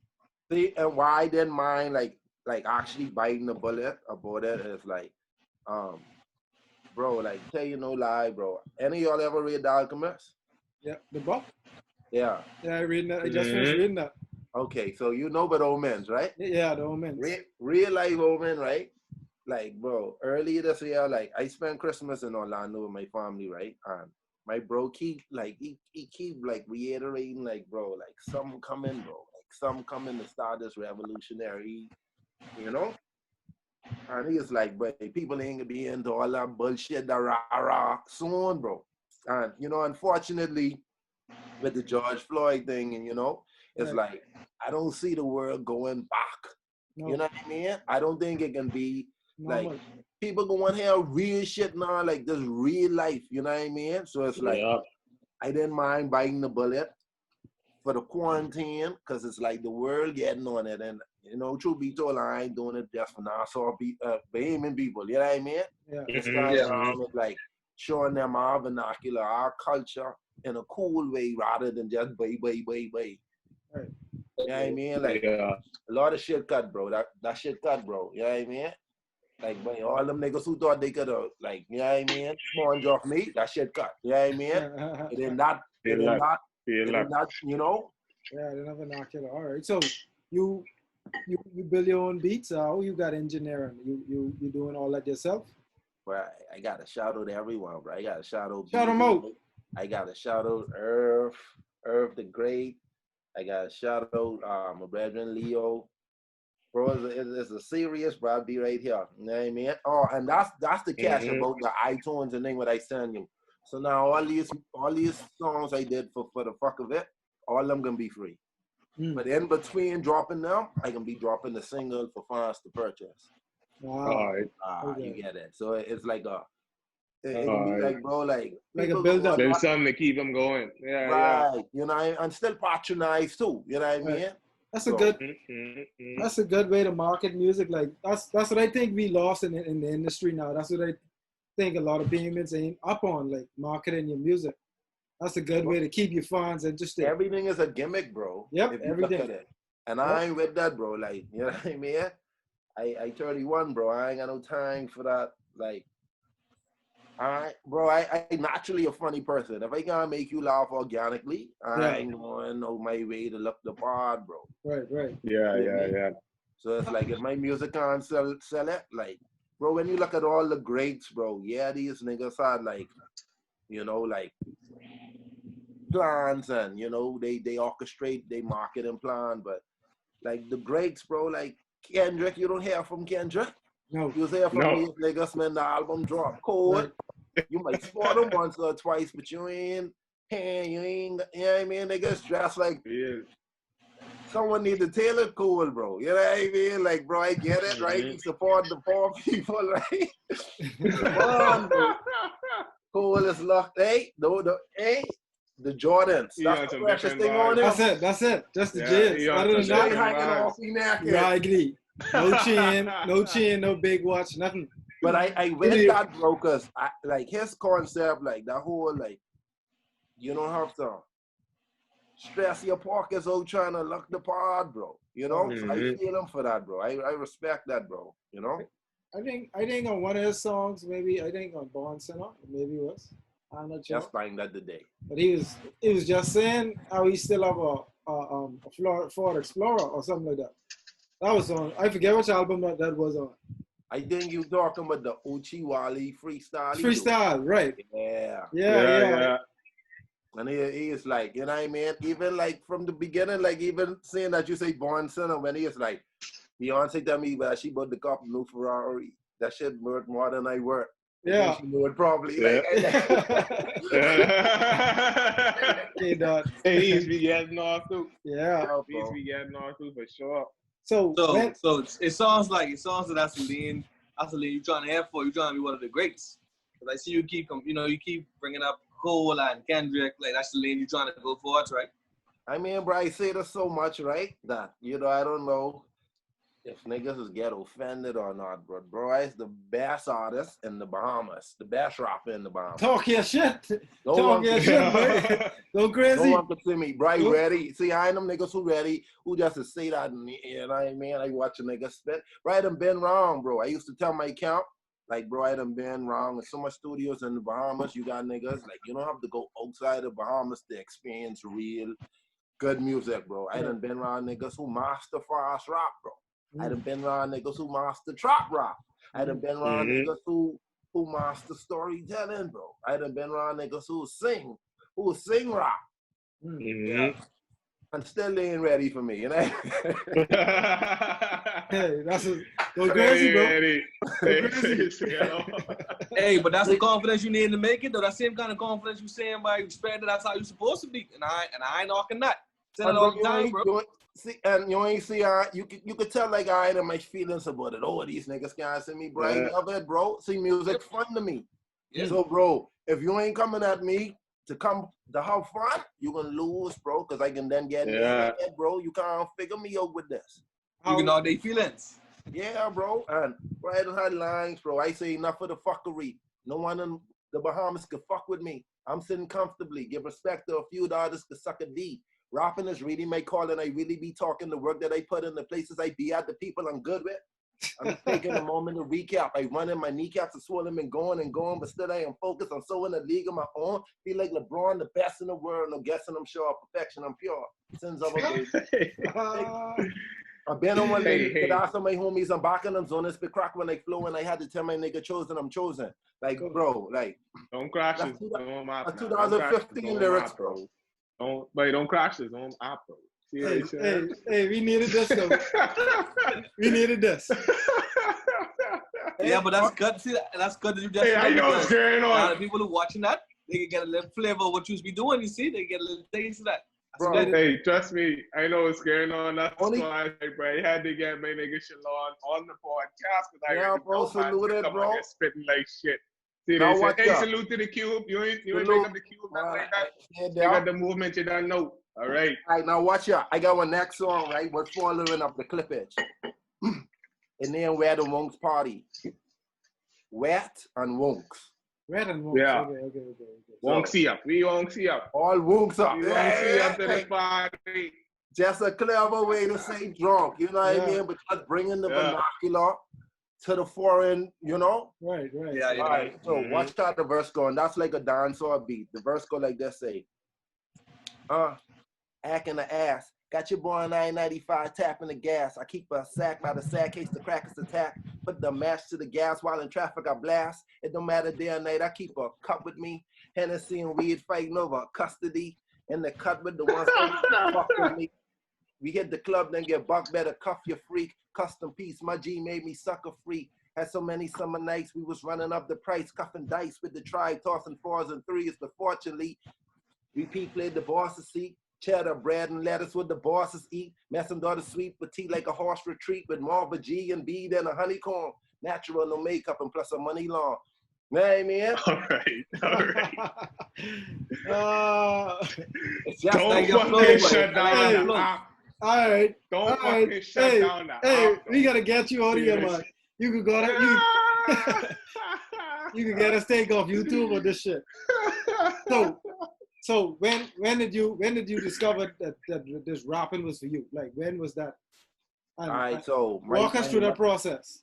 My brother, you know, rest in peace, Killer Color. My brother used to rap with the Funk Squad. R.I.P. R.I.P. You know, he used to rap with the Funk Squad, Cliff, all of that song. MD, Sammy Star, Rick Carey, you know, they had a studio in Jamaica, and you know, I just play the background, you know, that's my only brother, so where he go, I won't go, you know what I mean? So a couple times, you know, carry me there. Other times he'd take me. Sometimes, some nights I'd wait up for him, and you know, he'd you know, this the CD days. He'd come on with the CD, and you know, and when I say these the CD days, I talking about 96.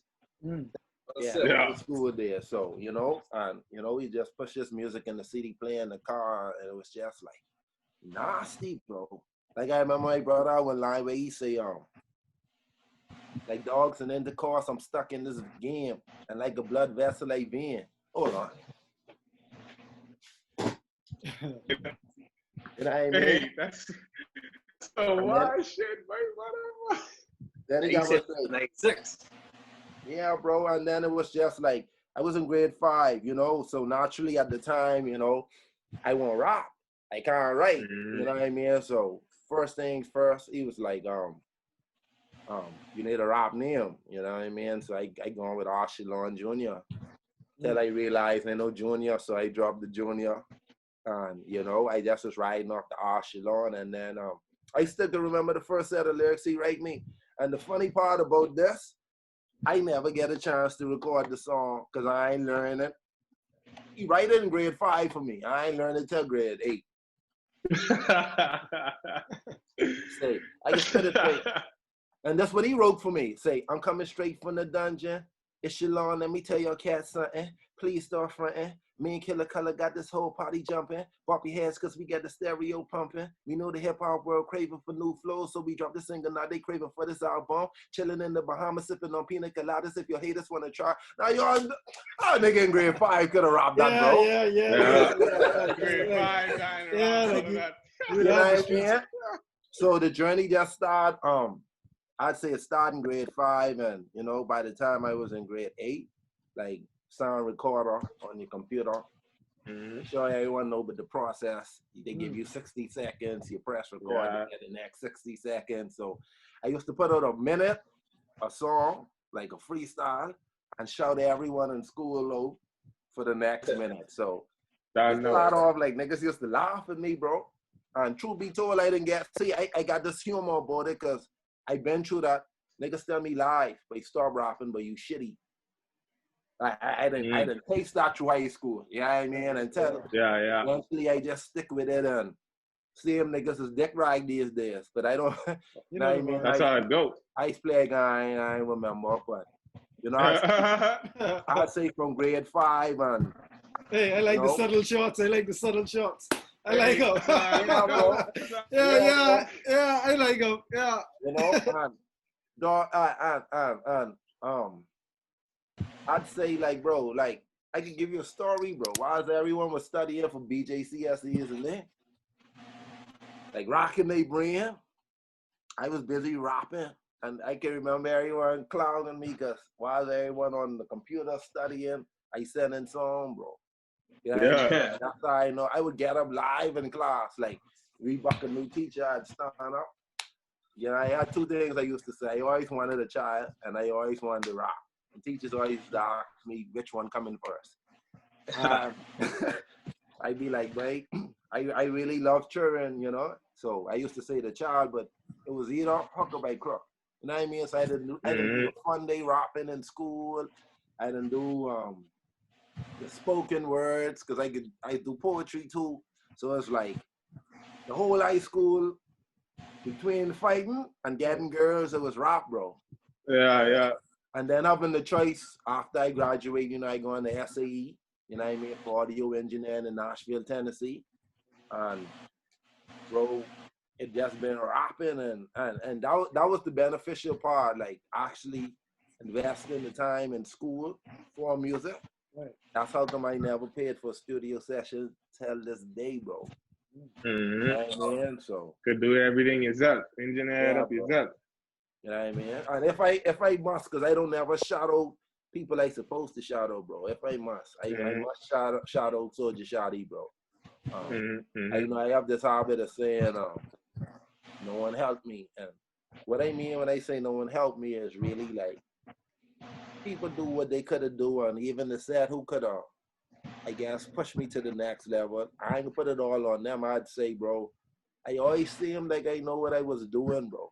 I was always like stubborn, and I'd admit it was times niggas was trying to help me, but I was fixated on, but I ain't selling my soul, but I don't know. Yeah, doing it your way. You know what I mean?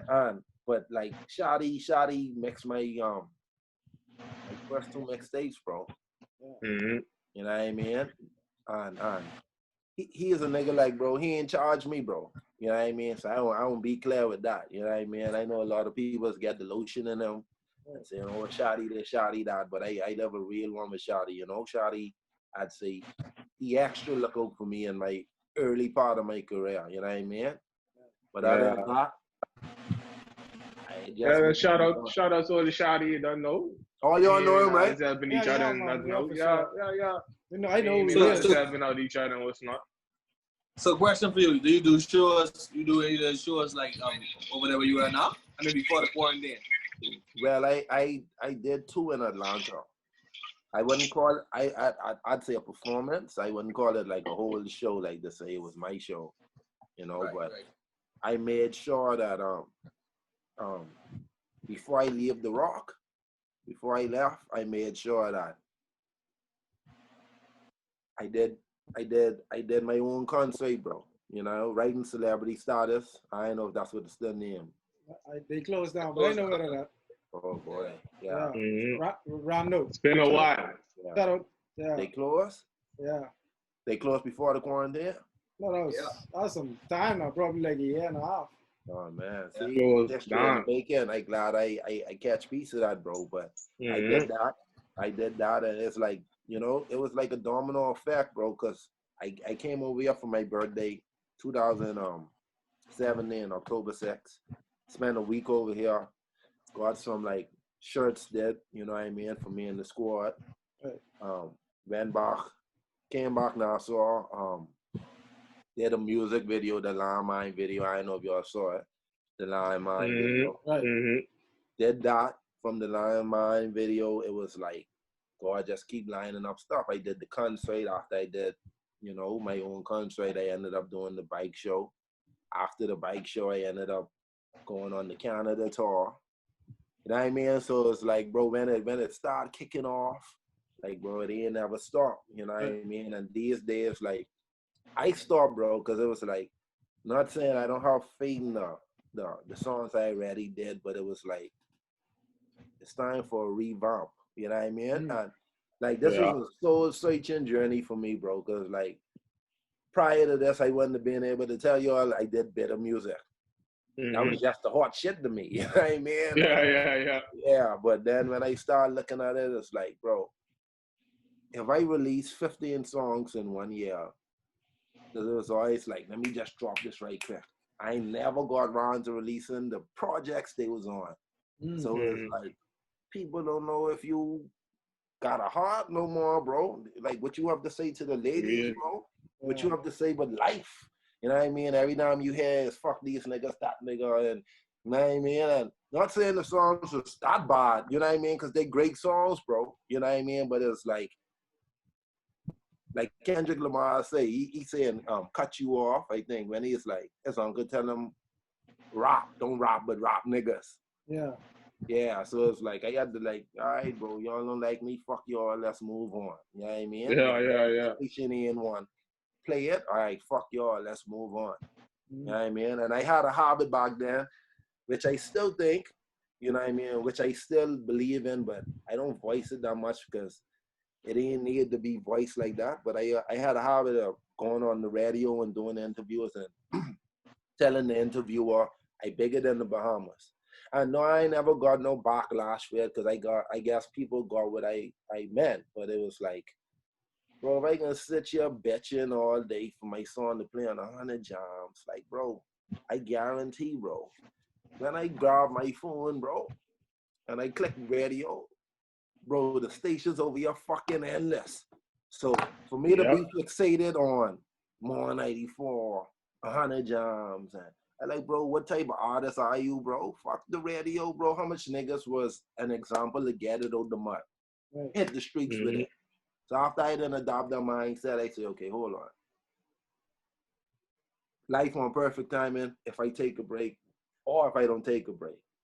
But really, I need to take a break and really get my voice together, bro. Because truth be told, I had a low, like, I could sing in my low voice. So I could say, all my life, I've been alone. That was comfortable for me.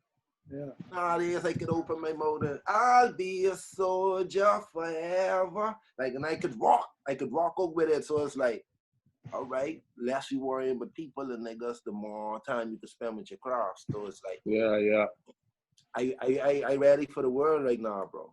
Yeah. You know what I mean? I ready for big stadiums. Hey, I wouldn't say it here. I gonna sell out the Madison Square Garden. Hey, talk your shit, big man. Talk your shit into existence, bro. Hey, no matter how long it take, bro. Yeah, bro, I can do that, bro. You know what I mean?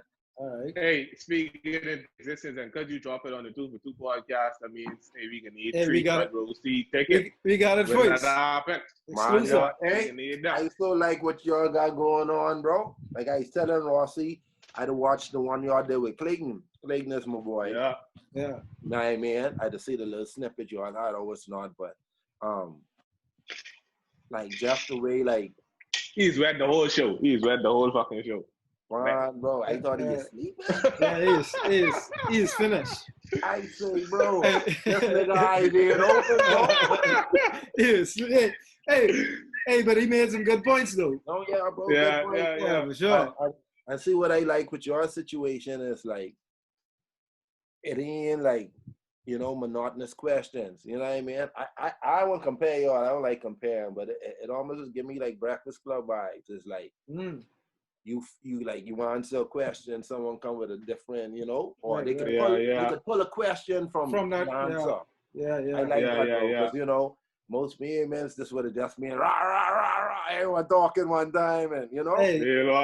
Hey, I can say this on we is the best fucking podcast in the Bahamas. Hey, what else to do? Preach. Yeah. Church, man, I got. Hey, but it's always a pleasure. It's always a pleasure to get all this on here and showcase what the Bahamas is really about. How much rappers we all in on this so far? We had 2. I mean, call the names. That's you. We had 3 artists. Yeah, we had 3 artists. 2. Yeah, if you include Kate, Clayton is more of a producer to me than Clayton. He's a more of a producer. Clayton is doing every fucking thing. Yeah, he more doing everything. Yeah, he more on entertainment. But he was the only rap artist we had so far. Who else you all had? We had Duane Shante. She from Freeport. She's that's the solid guy. Yeah. Hey, Jesus. Oh yeah, we had on. That's the only. Funny thing, you know, like how you was asking me earlier, like am I open to working with Bahamian artists and things like guys like her, our paths never cross. You know what I mean? I sure she been now I saw a bunch of time. Really and truthfully, I ain't started but her tell I come over. Yeah. Right. You know what I mean? I see and she making. Yeah, she be doing some work in foreign right now, Yeah, you know what I mean? You know, when you have female, you think about Lady Mills and, you know, the singers. But you don't really hear but like how brand, like what you call that? Like she more reggae. She's more reggae, like a reggae, I know they call it Afrobeat or you know what I mean? Afrobeat, dancehall vibes. But shout out to her, by the way. She's a phenomenal artist. No, bro, I like her stuff. You know what I mean? Like I say, you know, hate in my blood. You know what I mean? No. The stuff I see, I like, bro. You know what I mean? What I wanted to ask you before we get out here, where you see, like, just music in general from the Bahamas, where do you see that going in the future? Like, you see us becoming more mainstream? Because that's what like, when I made this podcast, I didn't want to make it too guest centric. as to where we need guests to have a podcast, but I wanted to highlight our talent, and I wanted to highlight some of the artists we have in the Bahamas. Where do you see the Bahamas like touching the forefront or really breaking the barriers? Because I feel like we need that. It's time. Okay. We got the talent. Breaking the barriers, it would be, of course, everyone won't be that like everyone won't be the Buddy Hill or the music industry. Right. Yeah. Right. But the thing about the Bahamas is like, I wouldn't even tell niggas don't have an ego, bro. Like, believe in yourself, right? But my whole thing with the ego is like, bro, don't get too full of yourself, because, bro, like, if I hungry or my girl hungry or my mommy hungry and she send me the bamboo, I might just buck you on the line. Yeah. Yeah. So it's like, ain't no exclusive, like, bro, your money the same. You ain't going to Atlantis every day to eat. Yeah. You know what I mean? So with that being said, it's almost like, you know, everyone, we in the Bahamas, we treated like a international wide, like a situation to the extent that there's a bunch of cliques. We as black boys, white boys, green boys, and it's like, oh, the green boys can make it before the white boys, and it ain't like everyone working together for one goal. Let's work. Yeah, everyone like, I ain't opposed to it, but yeah, but I ain't really know him like that. You know what I mean? And the difference with me, how I ended up working with so much people, but if I like your shit, like, not only with me being a man and you being a man, I can click hard, right? Ooh, Shalon IG. I can click hard. Right. Go to message and say, bro, tight shit, let's do something. Nah, ain't everyone gonna bite at that. I know niggas blue tick me live. Young niggas done blue tick me live. Yeah. You know what I mean? Old heads done blue tick me live, I guess. It was times there was producers I wanted to buy beats. Whether they felt, you know what I mean? I don't expect everyone from there to like my music, bro. You know what I mean? I done have some shit like, I have a talking flow. This is back in the days, you know what I mean? Before rap changed, nah, niggas. Yeah. I'd be like, what your excuses now? Yeah. You know what I mean? But until niggas really put their pride aside, there can always be someone trying to get ahead to do it first versus let's fucking network and let's fucking by hook or by crook we can get this sorted out, bro. Like, but we can make it, bro. You know what I mean? But you can't spend time bitching about, oh, Bahamians don't support Bahamian music. Well, bro, like, I could say the same, but then I could say Bright and Brain. Like, I can remember a nostalgic moment for me, bro. I can remember, I can't remember the year, bro. I'd say 2014 or 15. Bro, it was, Ibiza was still open. So, Ibiza still open? No. Nope. So, shit, you haven't been over here in a while. That ain't nothing new. What? That's still shut down. It ain't turned into nothing new. No. Okay, all right. So this was around the time of Ibiza that just opened, bro. All right. Travis, I don't know if y'all know him. Travis Bo? Travis Bo. I know about Travis. Yeah. And he had a song named Oh Lord. And I could even remember my sequence of events, bro. I used to one party out West Ridge, one pool party, getting on a tank up, but I already had tickets for, I think it's one Showboys or Guidance party, bro, to Ibiza.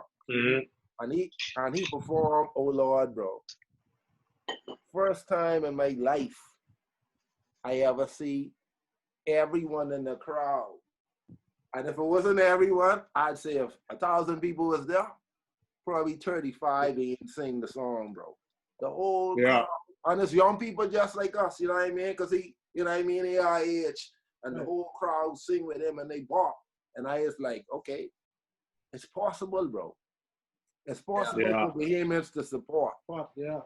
But it gotta be organic. You can't be bitching. You can't be y'all flying these artists and don't care. It can't be bitching. You can speak on it, and you gotta speak on it like in a sincere way and with some encouragement in your voice, because everyone know how I go in the Bahamas, bro. Yeah. I tell you I rap, you quick to tell me your cousin is rap. So it ain't like it's something new. Right. I tell you I can freestyle, you quick to tell me, but I got on Brad, you know, can freestyle so dread. Like, so it's like, before people actually accept the fact that, okay, this is calling, this is craft, they can compare it to something. Yeah. So until niggas don't realize that's what it is, get over it, swallow that pill, we still just gotta push. That's your answer right there. Yeah, really. I can't say when it can happen, but of course, bro, we got like Monty G, them, Padrino. We got a lot of people like scatter all over, bro. You know what I mean? And like Behemoths ain't scatter. I sure as Behemoths in the UK making noise, but we might never with them. So to say, to say if a Behemoth could make it, of course we could. Yeah. How much of us will make it? That depends. We had a lot of great artists that had that following and had that back end. I don't want to say too much names. I'd use one, Sammy Star, but I feel like the consistency wasn't there with a lot of different artists. But this game is dream, you know. I know. Hey, and I take it up for Sammy. I could be honest with you, that's what a lot of people don't understand about the music industry. Like, if you ain't built for that shit, it'll swallow you up quick. Quick, bro. It ain't for everyone, man. Yeah. Bro, you know what's up? Hey, let me show you what's a sting feeling, bro. And I sure, like, artists could attest to this. Because, bro, it's one of my biggest pet peeves. I ain't the type of nigga to be watching TV and thing. I's an avid listener. I rather read or do some music wise, right? With that being said, if you say, "Boy, Shalon, listen to this," bro, and you playing the music, and you end up talking like, "But yeah, but da da da da da da da da," and then you stop talking, right? The type of nigga to run the song back from the get go, because I like, bro, I want to hear every word, right? So my whole thing with niggas is like, I'd spit 4 bars in their head and then start talking to me, and they like, bro, you intimidated me. Yeah. Shut up to the song, bro. So it's like that alone is like so much artists than used to people switching topic, talking over their stuff, saying, yeah, boy, she tight. Yeah, boy, I can send she around. Yeah, boy. You know Bahamas, they like say, you're doing your little rap thing. Yeah. Everything is little. Y'all got your little podcast thing. Yeah. That's the little business. Yeah. It never just use rap. Yeah. It always gotta put that little there, bro.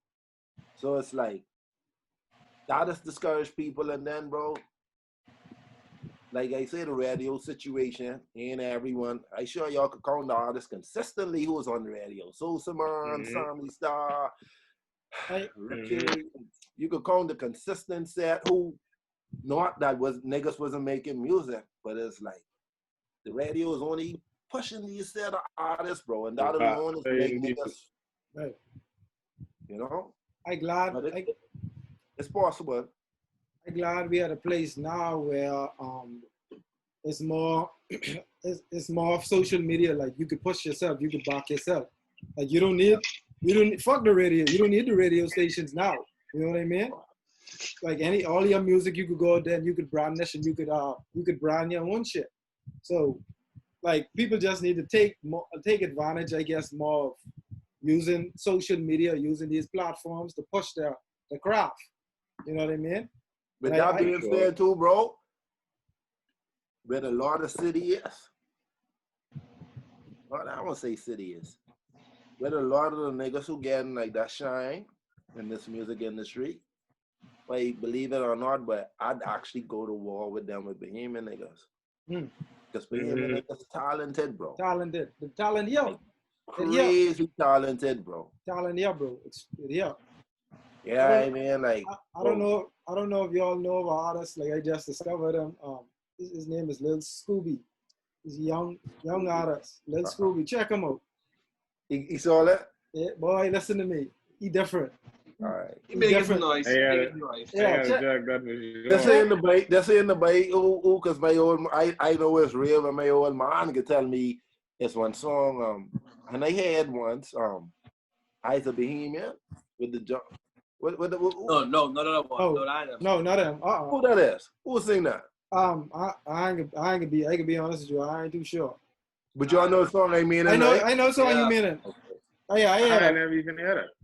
No, I heard it before. He talking about count style. He's speaking about a lot of Bahamian things though. Yeah, he just basically giving you a rundown on what the Bahamas about. But it ain't rap. Like, but it ain't rap. It ain't like no so Bahamas. You see what I'm saying? Yeah. Hey, listen to that. I listened to that freestyle too. That was lit. Trust me when I tell you. What freestyle? So Bahamas from you. That's so Bahamas. Like, yeah. No so Bahamas. Hey, he ain't even catch on this. No, we ain't catch on to that. hey, the thing about that, right? I was like, even stuff like that. Like, initially, when I did that, I think on Facebook, like, it probably got like 2,000 viewers. On my YouTube, it got one something. Like, bro, bro, this the type freestyle I done drop in. Bahamas News, 242 in the know. Every group I in on Facebook, and I like, bro, are y'all not hearing what I'm saying? Like, how could y'all not share this shit?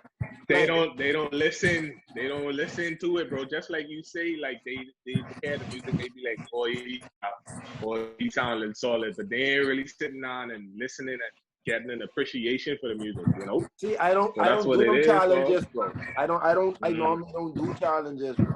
You know what I mean? Because I like, bro, and I normally stop the jock and beats thing. Like, nigga, I used to do that so much in my younger days. It's like, bro, if I gonna rap, give me a new beat and let me rap, bro. I don't want to rap over no one song, right?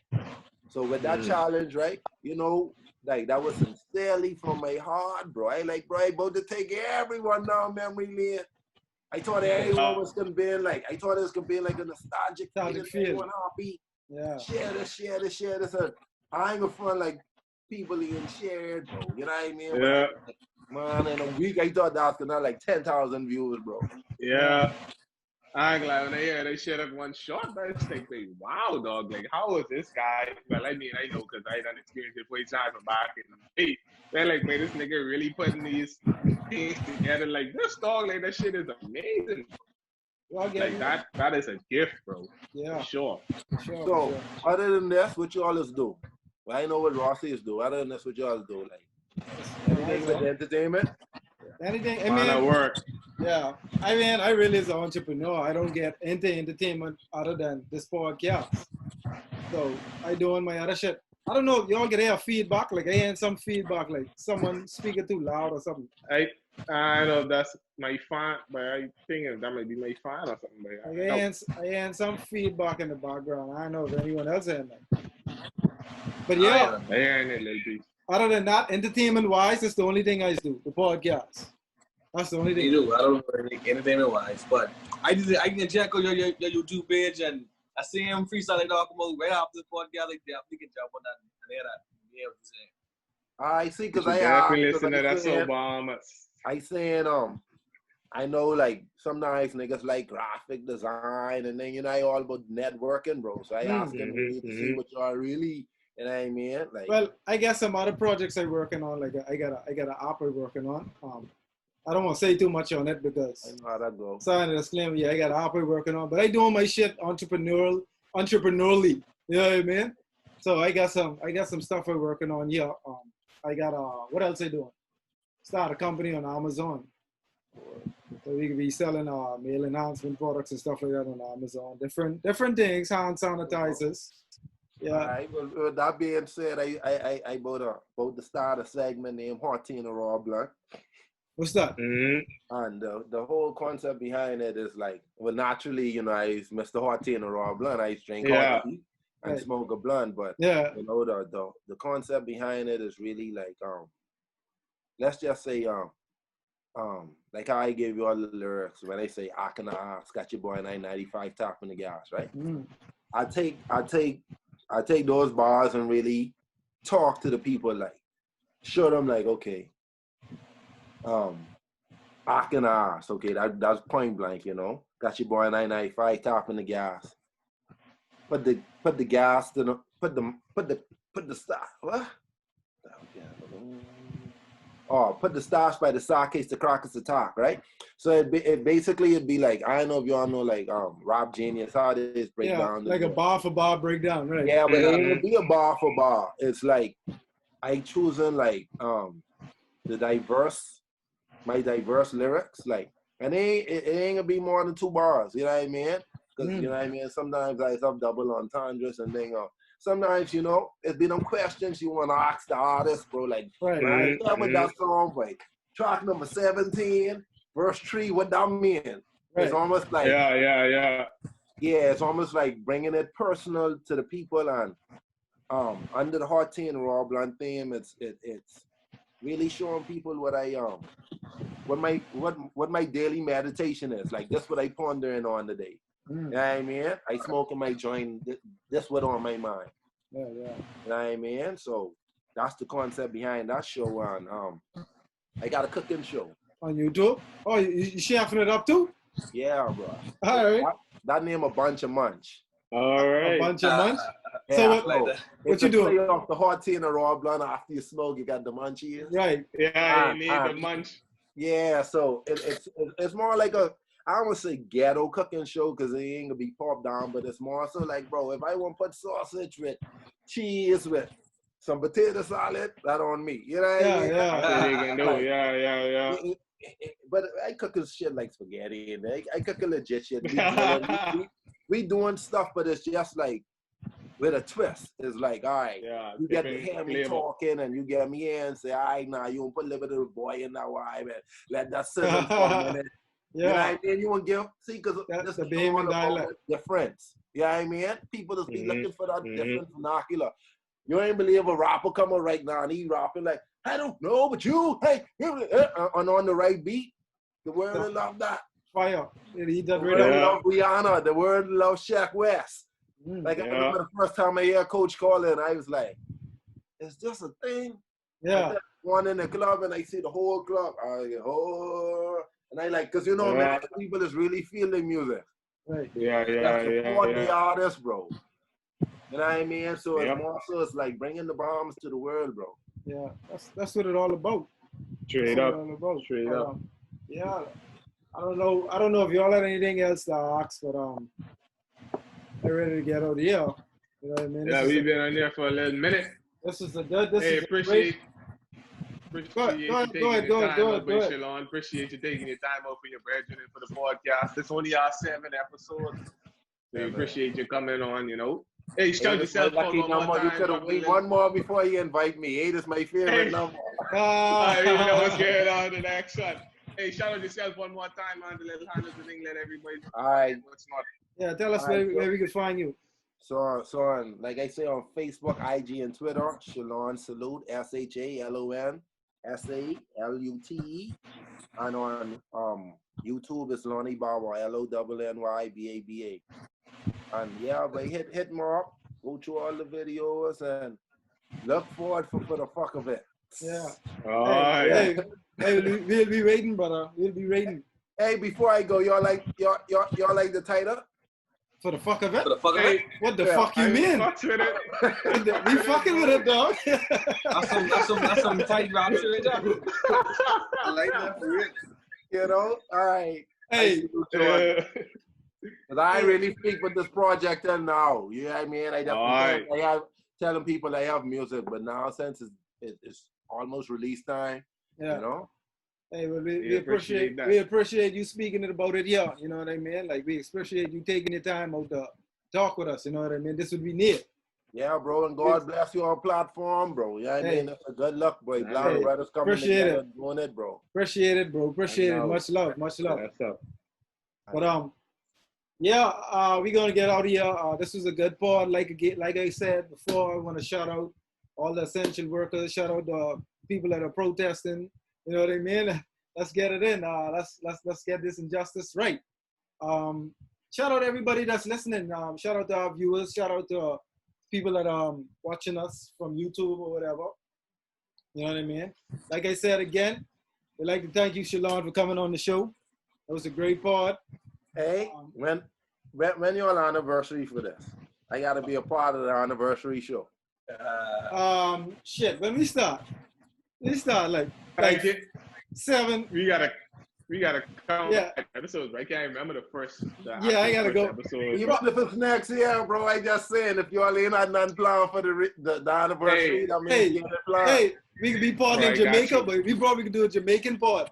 That's right. Yeah. That's right. Or Carnival. Something. Hey. I think we start around Carnival time. I make it carry like these foreign rappers and talk to y'all with the money by my ear next time. All right. That's all good. That's all good. Hey, go crazy, brother. Go crazy. All right, bro. Salute you all and God bless, bro. Yeah, man. Yes, bro. Likewise. Yeah. All right. Yeah, gents, that was good. Yeah, good pod, guys. Like I say, we out. Till next time, guys. Yeah.